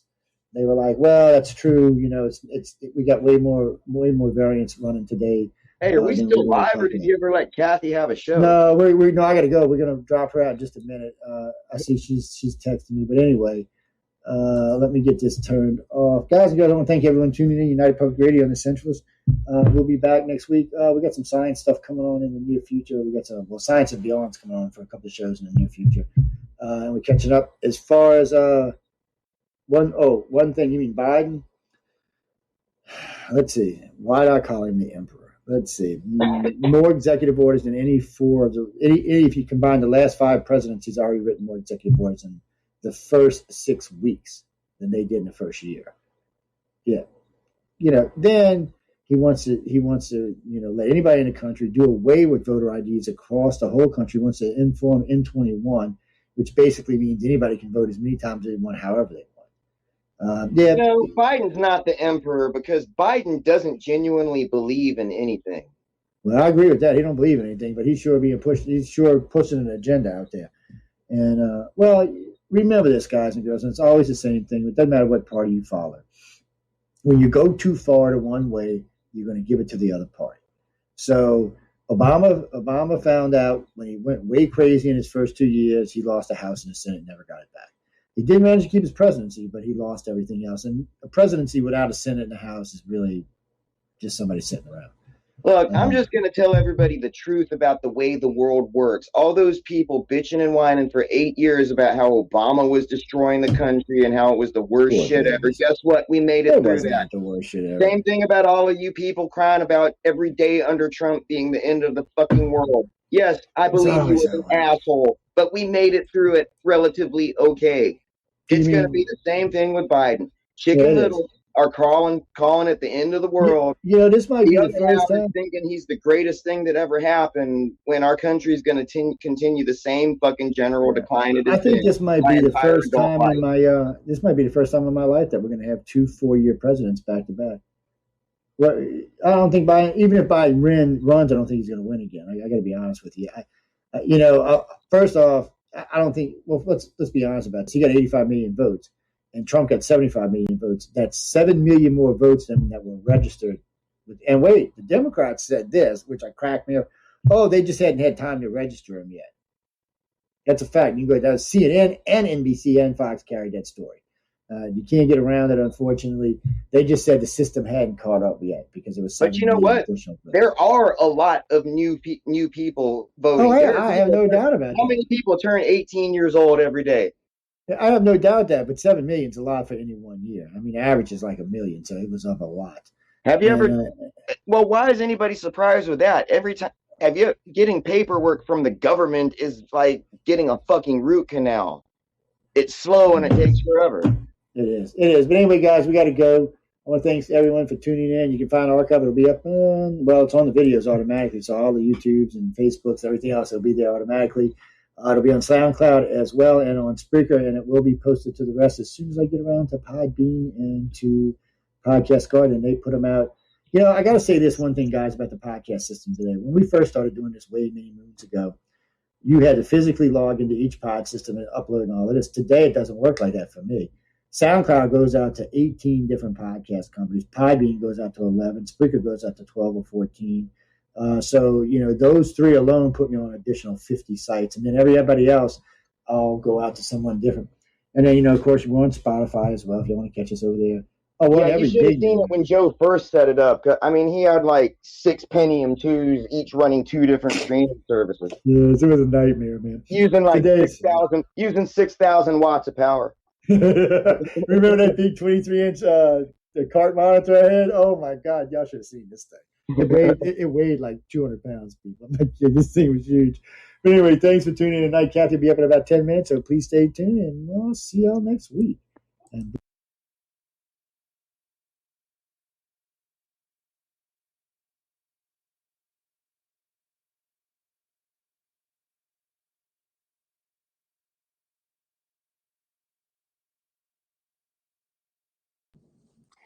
Hello, and welcome to the Delicious Recipe on a Tuesday night, 9 p.m. This is, what do I call this one? Rock Candy, and I have my other half there guesting in with me, sitting in for this hour, Laura Lee. Say hello, Laura Lee. Hello, Laura Lee. No, hi, everybody. How are you? Thanks for having me, Del. Yes, so what did this have in there today? I don't know. I was sort of just thinking it's a humdrum day, and you know what? The news is depressing. I don't think anything's going to change anytime soon here. You're going to hear the same old thing about that thing that's been plaguing us for the last year. I don't really want to dwell on that because it doesn't look promising anytime soon. Politics stuff. Politics now is it's depressing.